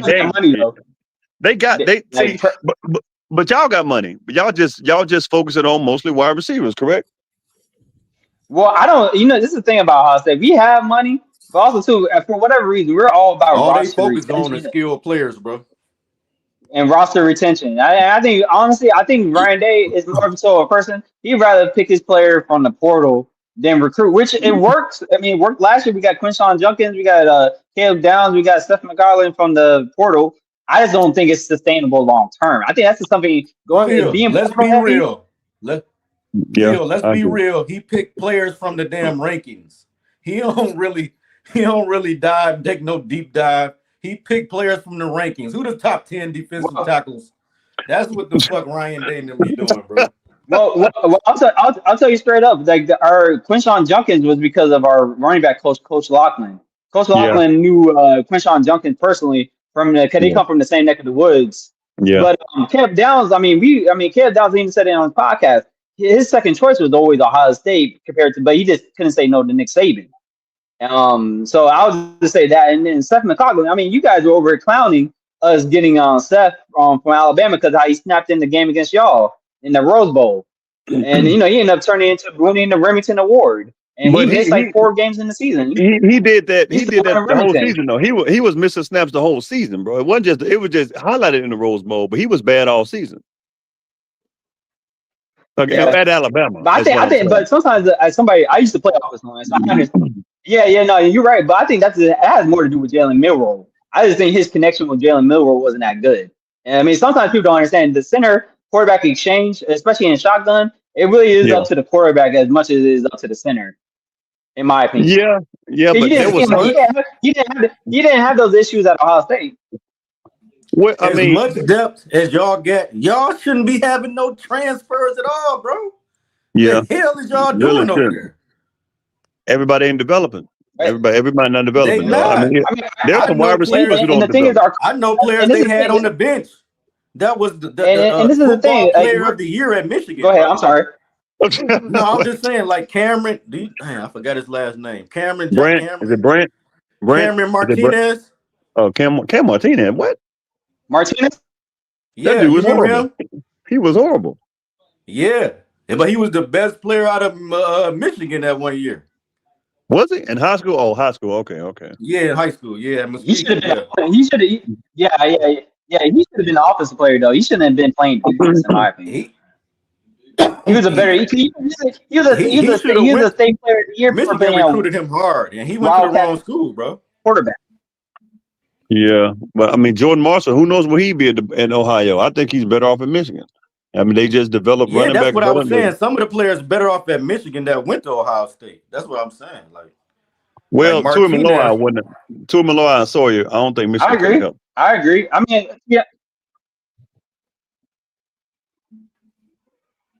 Honestly, in my opinion, I think if you guys had somebody like JTT, he would have had a Rashawn. He would have had a Rashawn Gary type of career at Michigan, Ooh, which isn't bad. I don't know about but that I just one, don't Philip. think he would have been a defense. I don't think he would have been really in our system that we run. I think he would have had a Rashawn Gary type of career.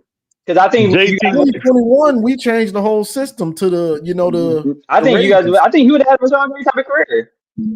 You think JTT could have come to Michigan and been good? Yeah. JTT just not a good player. I'm sorry, but he had 3 good games a year. Because I don't think he was because we tried to play him like a Y7 technique. That's what I'm saying. And I think you guys would have played them a little bit closer to the line of scrimmage than having them stretched out wide like we try to do. Like we try to put him like in space in the 7 technique, sometimes even a 9 technique. And I think he's best as a 5 tech. Hey, and that's essentially what you guys did with Rashawn Gary. He was a 5 tech.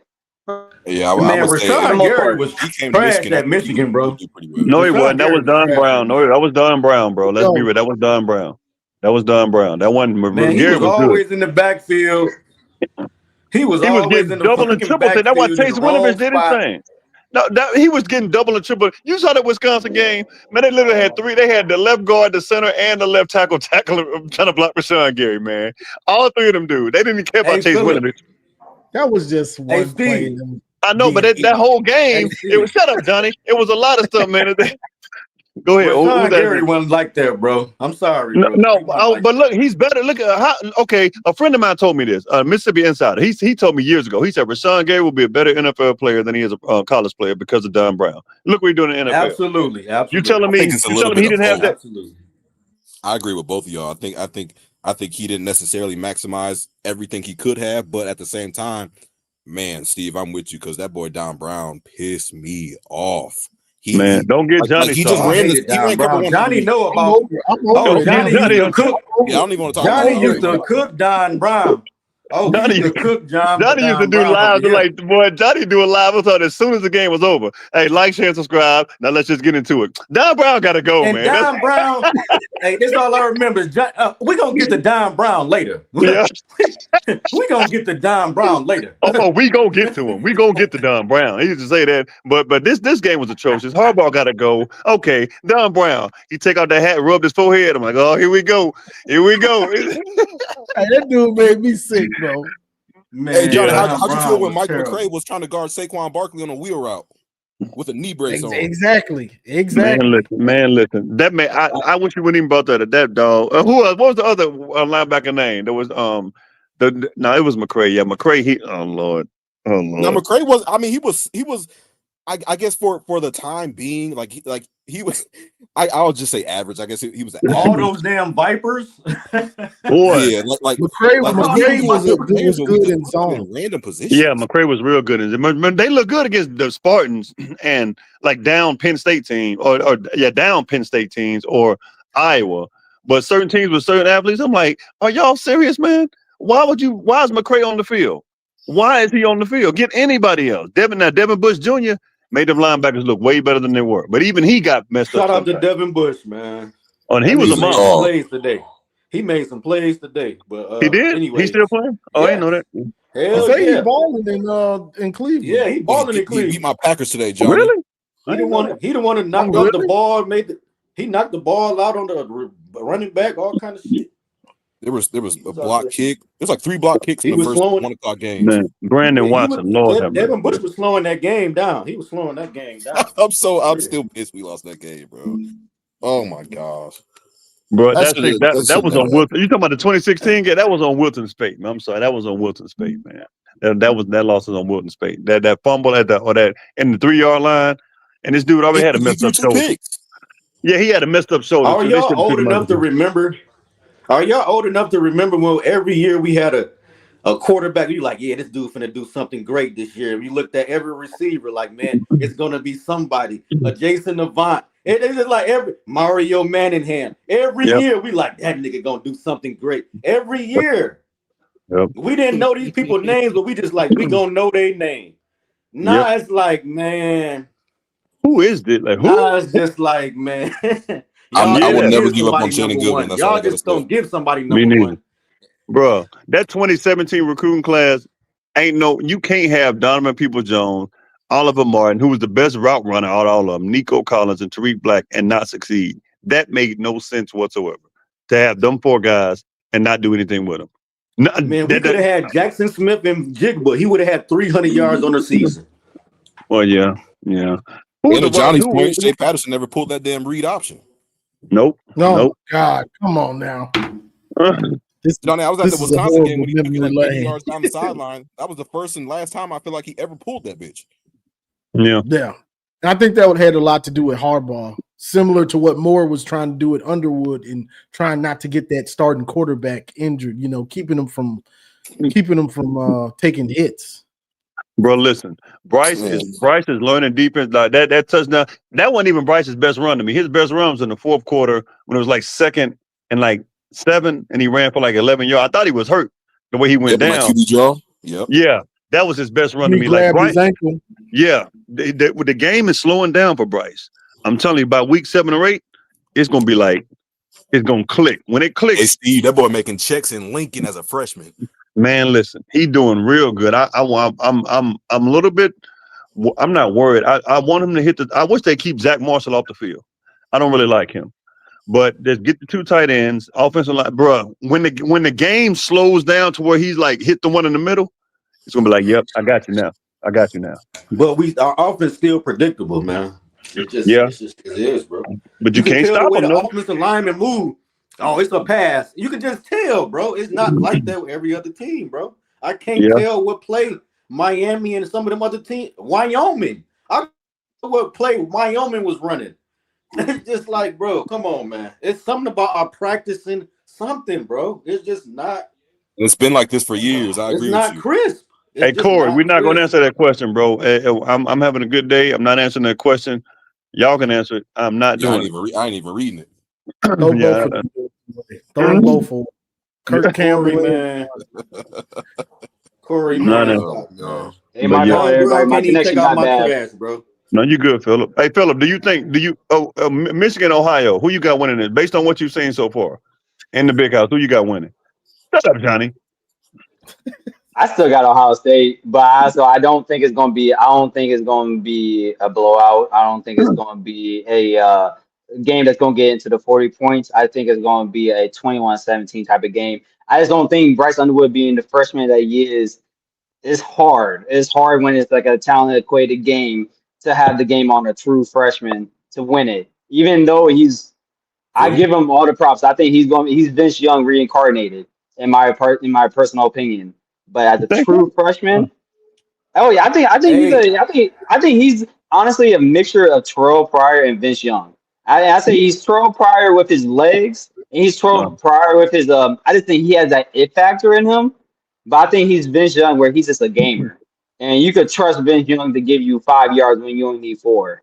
And hey, Phillip, don't forget that those Michigan players, when they play Ohio State that day, it's like they remember that, we play football for a living.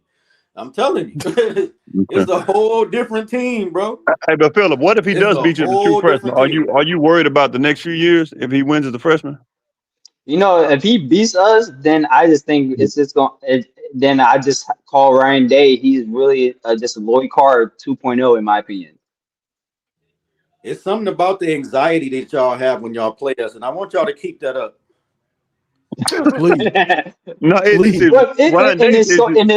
It's so weird because when Ryan Day was our offensive coordinator, and then also that 2019 game, he just looked like he did not give a F.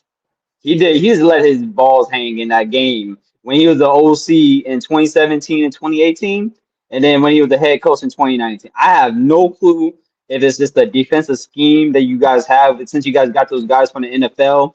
Sometimes there's just defensive coordinators that just have OCs just have their number. We see it in the NFL all the time, and sometimes we even see it in college football. So I just don't know if whatever scheme that Wink Martindale and those guys in the past have ran just has his number or what. But I just don't understand how we go from the week prior in 2022 of throwing up 59 points against Michigan State in a top 10 team, and the next week we look so inequipped to even throw a forward pass against you guys in Ann Arbor. Even though CJ Stroud has over 300 yards. Yeah. That show you how much mental go into the game, bro. That show you. But the thing is, you wouldn't think that in 2022 that we would be mental, because in 2022 we still had all the momentum of the 2010s, and then the fact that you guys canceled the game on. I mean, my bad. 2021, 20 and 21. Think about it, bro. Y'all 21. Think about it. Hold on, y'all. Think about it. Ohio State got rat poison all year long, every year. So it's y'all bound to have an emotional breakdown. Everybody praising y'all, people that don't even like y'all. Ohio State this, Ohio, because they scared not to say y'all, even though they don't like something about y'all, bro. I'm telling you. But you know what I think it is? It's the difference between the mentality of the players you recruit, and this is something that's actually been the biggest change in Ohio State historically to now. We used to be somebody that, you look at Jim Tressel, he'll get some inner city boys to come play at Ohio State. And those guys just had an edge to them. They just had an edge to them. And now we getting those guys from all these top prep schools and all these, all these suburban from the kids. Rankings, bro. Y'all get them and from the rankings. That's what these are kids that look good in t-shirts and underwear. But when you get into a tough matchup and you actually see the true metal of a person, I think that's where just like you guys have the edge. And I think that's something that we miss. And that's why I'm happy we have people that was my next question. Yeah. That was my next question for you, Philip. How did you feel about your team almost spending $30 million last year as opposed to Jim Tressel's kind of approach to building a team? I mean, shoot, who's to say Jim Tressel didn't throw up $30 million just behind me? We just didn't know about it. You right about that. You right about that. I mean, shoot. I mean, you see what happened to you see what happened with Mo Claret. He didn't come to Ohio State for free. And then there's a lot of. I'm gonna keep it a buck. Like I have cousins. He needed some money to flip. He needed some money to flip that package. You know what I'm saying? And I've had some cousins. I'm not gonna lie. I have some cousins that played for both the University of Michigan and played at Ohio State and played at several other universities. I mean, these kids have been getting bags for a long, long time. The only difference is that and this is go across all major programs. It's not just Ohio State. It's not just UM. It's everybody. But the only difference is that, honestly, it's different now, because when you throw in $30 million at these kids, how much are these kids actually trying to go out here to prove themselves anymore? Where back in the day, you still trying to prove yourself to get to that bigger bag in the NFL. Now you got kids in college. They can retire off of what they're making in college. They can be set for the rest of their life. Yes. Look at somebody like Arch Manning. What incentive does Arch Manning has to go out here and prove himself on a day in, day out basis? I mean, he's already worth more. He's probably worth more than most of the coaches on the University of Texas coaching staff. The fact. Yeah. That's straight facts. Yeah, I agree. I think. I want to know. Why do we got to play Ohio State at the end of the season? I'm just trying to figure out, why do we got to do that, bro? Because we got to let them build up all the momentum, so they can think they're gonna win. They can think they're gonna win and just be like, man, nope, season over. Gotcha. Well, you gotta understand from a historical standpoint, that was the game in the Big Ten. But Georgia and Alabama can play in week 2, and one of them can get one of them off of they before that's they. Not rivalry. That's not rivalry though. That's not rivalry. Yeah. They don't play. They don't need to play the end of the season. It got to be Bama, Auburn, and Georgia. I don't even think they're in the same division. I don't even think historically they've been in the same division. They're not. They never were. That's like a Florida State. Florida State. Well, they used to play at the end of the year every year. Now they played at the beginning of the year. They normally play no later than week 7. That's more in-state thing. It used to be Florida. They also never been in the same conference. They've never been in the same conference. So that's been a little bit of a different setup. Yeah. Even historically. Who is another rival? Who is another rival y'all can compare to the game? Nobody. Alabama, Auburn. It's bad down here, bro. It's bad down here. I mean, Michigan. People get shot. Right? People get shot down here. A girl shot her friend a few years ago, and she wasn't as mad. But that Bama lost. She literally put it. No, it wasn't, Johnny. I live here. I live here, Johnny. That was over the game. No, Johnny. Bro. She got shot. No, it was 2 friends, Johnny. I'm telling you, man. She got mad because Johnny, she got Johnny. I'm telling you, she shot her friend. Yes, they were both Bama fans. Bama lost. One of them wasn't as mad. The girl who was mad at her said she didn't like the fact that she wasn't as mad, pulled out a 9 and shot her. She didn't kill her, but she shot her. Yeah, because she was talking to her man. No, no, she wasn't. What are you talking about? I live here, man. Shut up, man. Hey, I think the only thing comparable is probably Auburn and Alabama. But that's a little bit different. That's a little bit different. Army Navy in there too. You have to throw Army Navy. I think with the addition of the playoffs, the game is kind of that's a little bit different. That's a little bit Army Navy is different. Kind of detrimental to either team. Okay, that's what you're saying, Philip. I see. Yeah, because my parents went to West Point. My dad played at West Point for a little bit as well, and I had cousins that did too. The only thing I would say about Army, they mess with each other, but it's like almost like messing with each other as if like you guys are best friends. But you just have playing on the opposite team. But it's a different mentality. Like, hey, good game, good game. Everybody gets drunk together. Everybody gets drunk together. People I was in the middle of Thanksgiving over Michigan State, bro. People get shot over the Thanksgiving table. Over the Thanksgiving table. Look it over. Look it up. I ain't saying you're wrong. You know what I think is a real good, it's not technically a rivalry, but you know what I think it might as well damn near be a rivalry. I just said it earlier, Bama LSU.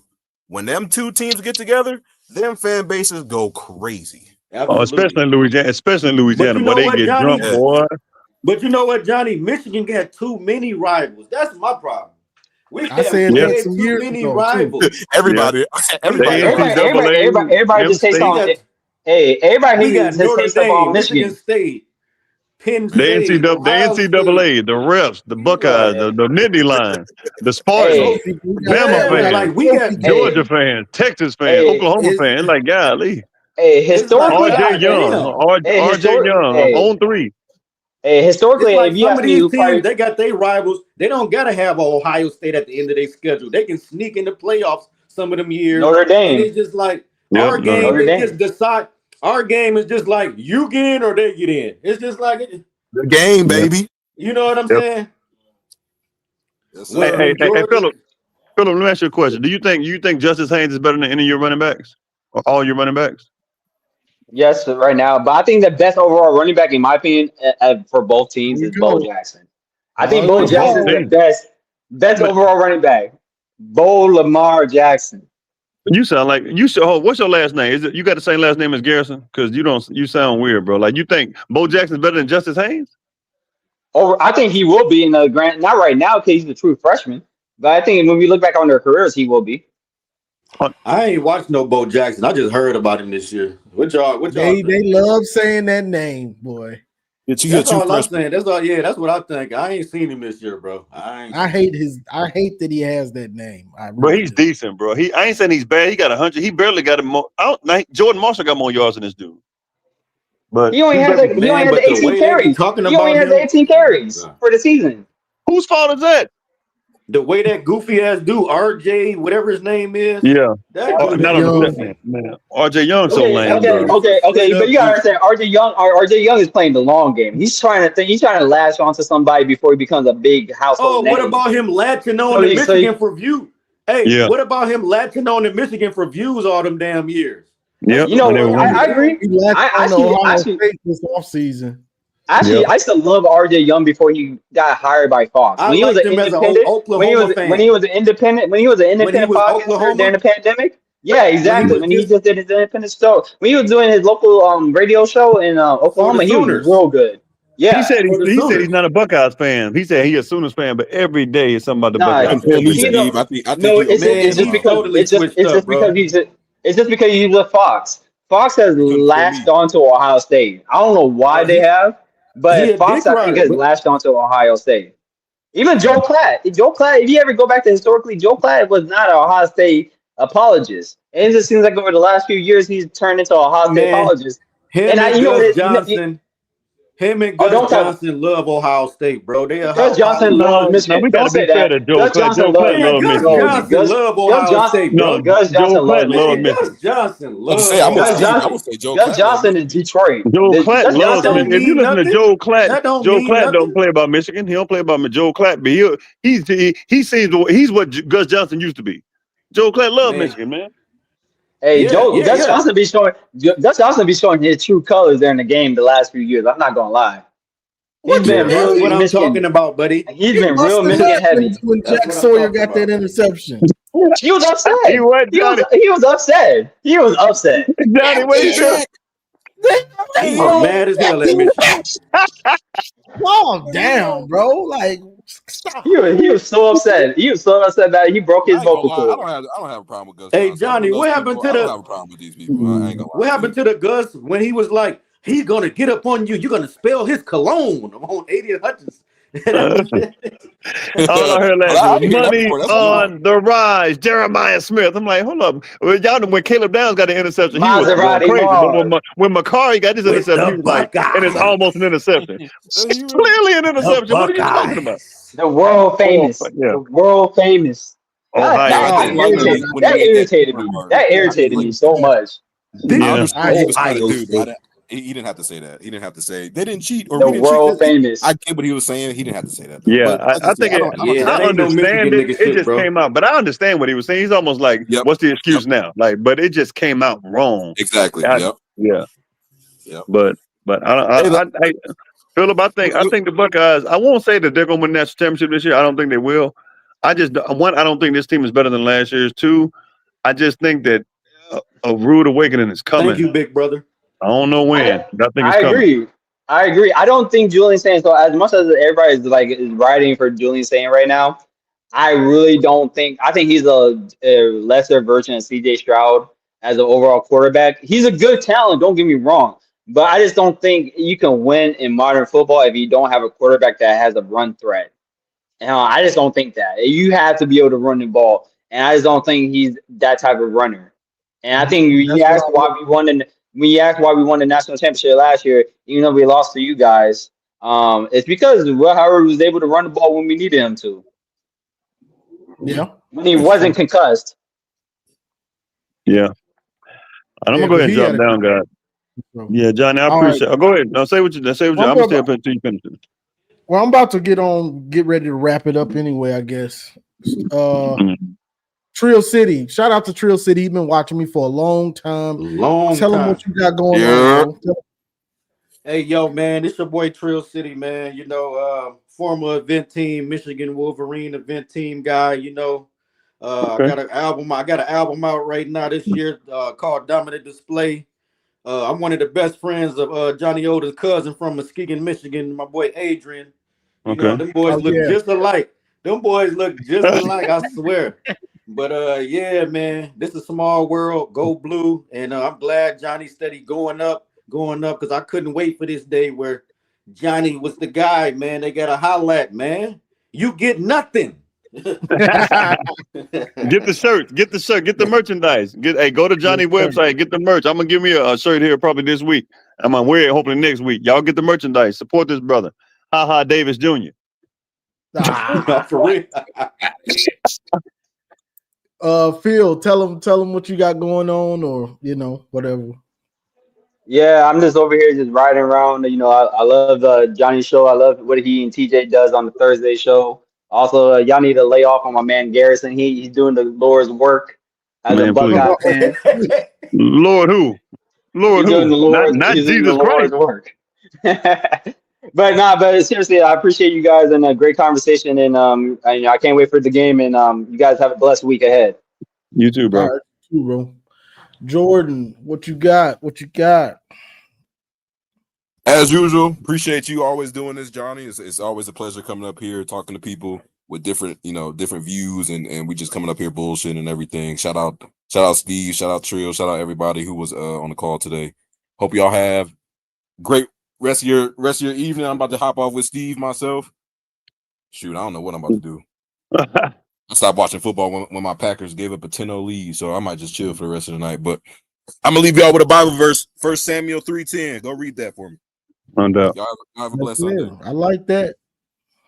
Appreciate it. All right, I'm about to drop y'all down.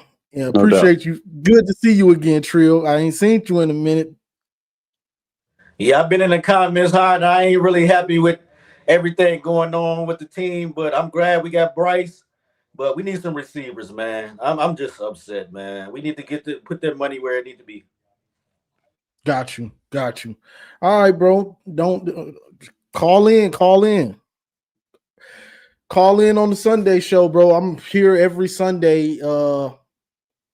I usually go earlier, like 11 or 12, but this week I went 5:30? Yeah, it was 5:30. But yeah, good points, good show. This team is, like I said on my post-game analysis, if you didn't watch, it's a lengthy post-game. It's not one of these quick post games because I'm taking notes all through the game. So I'm touching on a lot of things that people are missing, right? It's an instant reaction, but I'm taking a lot of notes on what happened and what I saw. And I see stuff a little faster than most people, if you ain't know. But so that video is about 40 minutes long. Honestly, it's about 40 minutes long. And I appreciate the Cash App, Dom. Appreciate that, bro. And so yeah, the receivers, the problem right now, defense, I think, is gonna just get better and better as the season goes along. The defense is gonna keep getting better, like, because we're gonna figure out who's good at what and who should be starting, who shouldn't be, and guys are gonna get more comfortable in the scheme. So I'm not really worried about the defense. Offensively, it's just a maturation of Bryce, them putting more things on Bryce's table or on Bryce's plate. You disagree with what, Steve? What do you disagree with? You always disagreeing with something. Defense had 7 sacks, could have had 11. Nebraska got yards off of bonehead mistakes, miscommunications. A guy ran into the ref, a dumb penalty. Those are things that can be cleaned up. Defense is going to get better and better. I'm not even finna listen to you, Steven. You a negative Nancy. But offensively, it's just adding more things to Bryce's plate. That's all it is. But we have to find the receivers that want to be in the game, understand what they're in the game for, and can catch the ball. That's the big thing. These dudes got to catch the ball. There's no excuses. Unless you want to just get in the game and block. Who wants to be a receiver and all you do is come in the game and block?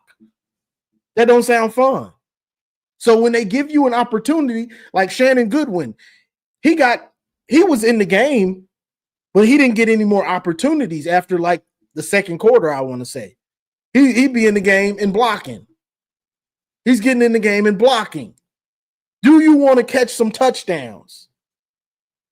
Because if you're showing it, you're going to get more opportunities. That's just how it goes.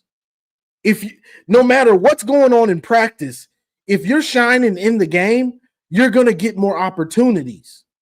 You get what I'm saying? So it's on these receivers, but they got to find them. Fred Moore might need to get some more routes. Andrew Marsh, we all know he needs to get more routes. We all know that. Browder might need to be getting the game.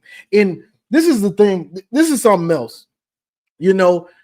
On some of these, like in the slot, I know some people say the slot receiver needs to be more of a quick guy. I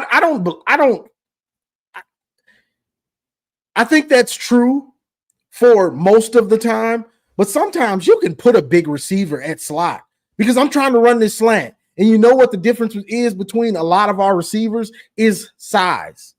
So if I want to put Andrew Marsh in the slot, if I want to put Browder in the slot and he can stack up a corner, get that inside position, guess what? This dude's 6'4", this dude's 6'2". He's going to be able to shield. He's going to be able to shield the ball from the defender. I don't mind putting a big dude in the slot because we'll do it with tight ends. We don't got a problem throwing the tight end in the slot. So why not put one of these big receivers in the slot and throw them a slant? You get what I'm saying? I don't like slants. I don't like slants to Samaj. He's too little. He's too little. Him getting inside position don't mean that much because he's such a little guy. So I want a big receiver in the slot. Somebody that's in between. He's faster than Klein, and he's bigger than Samaj. You get what I'm saying? So I'm not with this. Oh, it's got to be a small, quick receiver. Yeah, a lot of the times, but certain plays, I want a big receiver that's going to shield that ball. Once his body is in front of him, it's almost a wrap. You ain't got a chance. I'm too big. Sorry. You know, that's how I think about it. But they got to keep tweaking. The good thing for us, y'all, is we got almost 2 weeks before the next game. So Sharon Moore will be back. We're going to get some of our injured players back. We're going to get we're going to be able to add more things to the playbook. Give Bryce a little bit more, see what he can handle, and we're going to be able to figure out something with these receivers. Hopefully they figure something out. You got to it's time to try somebody else. Shannon Goodwin, you done had enough chances. You know, Samaj, as much as people, for some reason, I think people get Samaj and Shannon Goodwin confused like they're just one player or something. I think they think like he's one player. But Samaj, the reason I still want Samaj on the field is because Samaj is the only player right now that we have that's not a running back that when he catches the ball, he eats up yards. He eats up yards. Like the proof is in the pudding. When I've seen Samaj get a little bit of space, he eats up some yardage. I ain't seen Shannon Goodwin do anything really. I'm just gonna keep it real. All I've seen Shannon Goodwin do is get open and drop passes. But I've seen Samaj get a jet sweep. I've seen him catch a little pass. He's eating up them little yards. He is. The only passing touchdown we have is from Samaj. A 30-yarder from Bryce. So right now, Samaj he's the only one eating up yards when he does catch the ball. You get what I'm saying? So that's the only reason I'm like, I don't think Samaj is 5'10". I think Samaj is about 5'9", 5'8"-ish. He looks tiny out there, but he is standing next to big guys. But that's why I kind of take up for Samaj, because he's the only one that's doing something when he catches it. Honestly, I saw McCulley show a little dog in him. He caught like a 5-yard hitch and then turned upfield and got the first down and, you know, ran into somebody. I like that. I like that physicality. You know, I honestly thought McCulley was a bigger dude. I saw a picture of him in the offseason and he looked huge. But that was the offseason before real camp started. So, and it was a picture. So, but he's not as big as I thought he was. TJ Guy, people saying TJ Guy is mad. Ain't no reason for him to be mad, bro. You played a ton. All those defensive linemen, they're gonna play a ton. So for those dudes on the D line, all it's about is when you get in the game, I'm about to give my best reps. I'm gonna give my best reps. All of those dudes are gonna play a ton. Whether it's Derek Moore, TJ Guy, Cam Brandt, Jayshon Barham, they're gonna play a ton.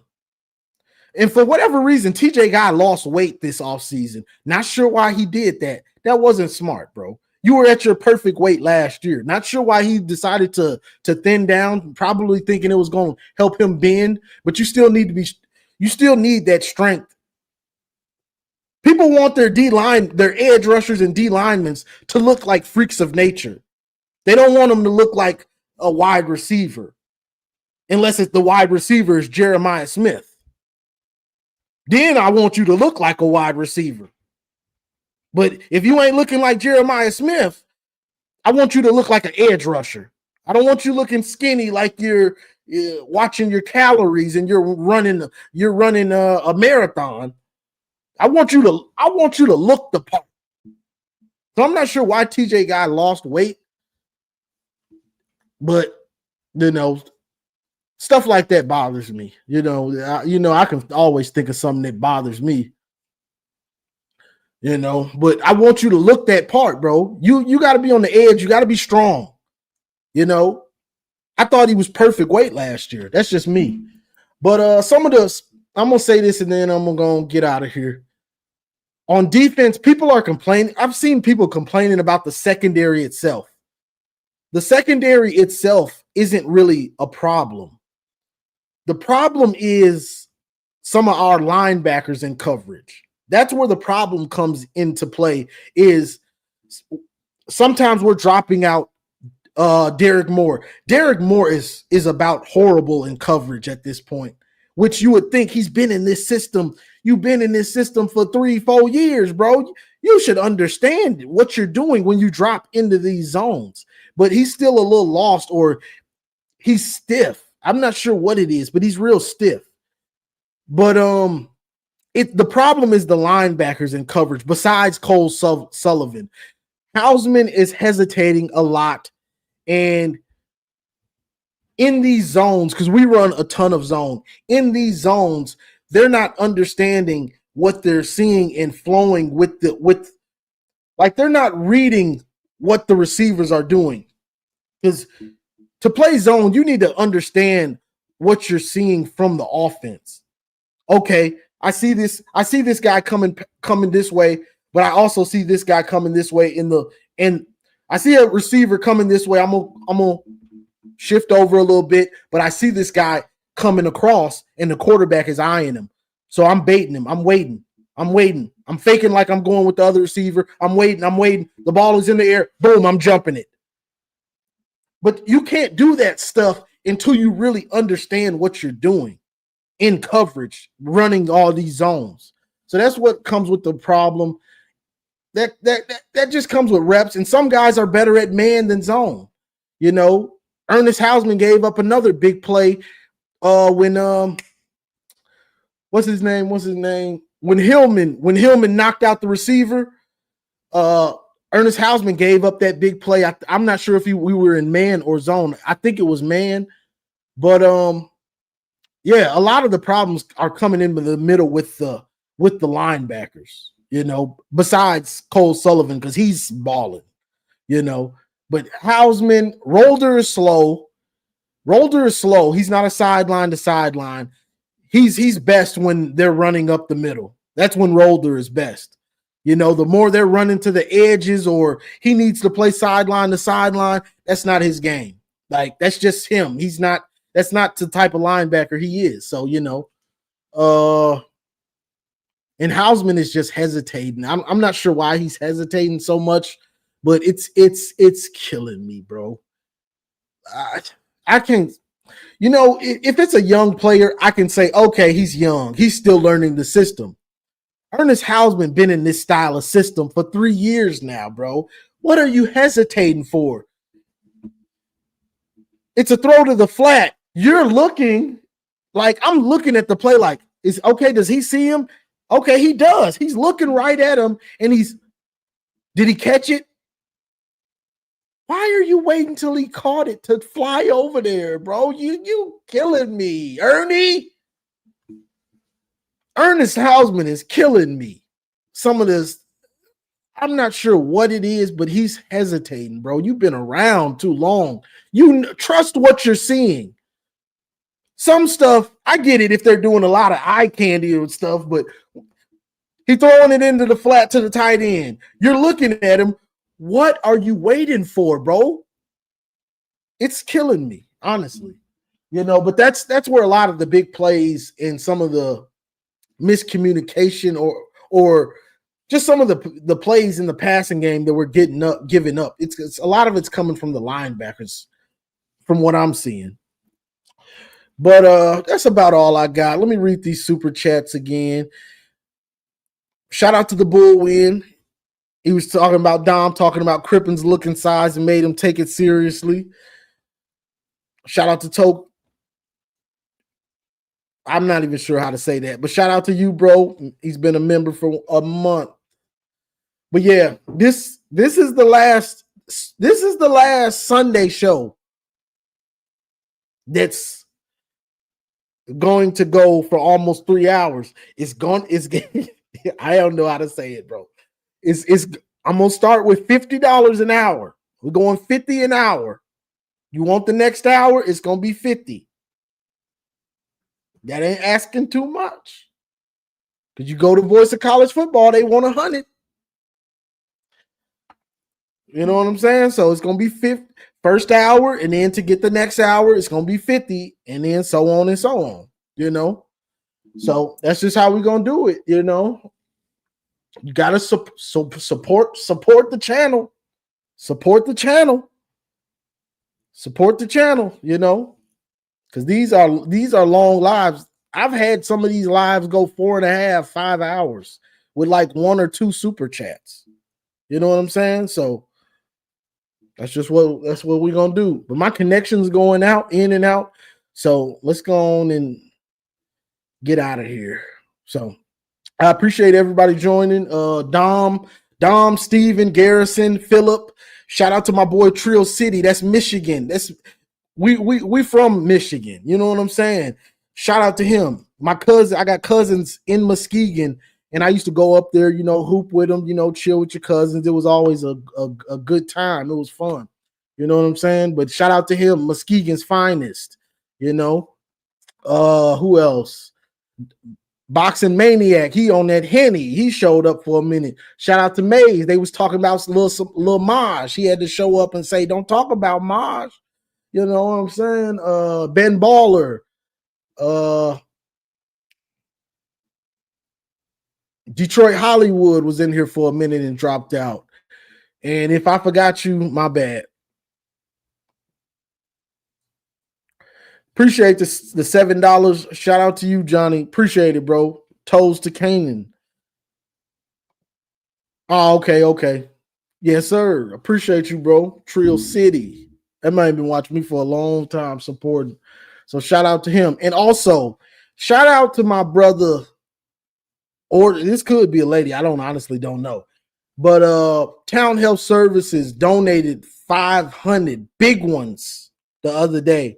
And I forgot to do it on my post game. So let me make sure, and I'll probably do it on my pregame. And we got a bye week. So So I'll probably come on here and talk about some, you know, things we need to work on or something, you know. We're going to chop it up about something. But shout out to him. He's always supporting the channel, you know, regardless. I don't have to ask him to support. He just loves the content. He doesn't comment. He doesn't comment much, but when he does, he's donating 200. He's donating 500. He's donating 100. So shout out to Town Health Services for supporting the channel, and I appreciate it. You know, you supporting, you enjoy me hearing me rave and rant about Michigan, and you open your wallet. So I appreciate it, bro. Yo, but that's all I got for this one. So like, share, subscribe, and as always, go blue. It's great to be a Michigan Wolverine. It's great.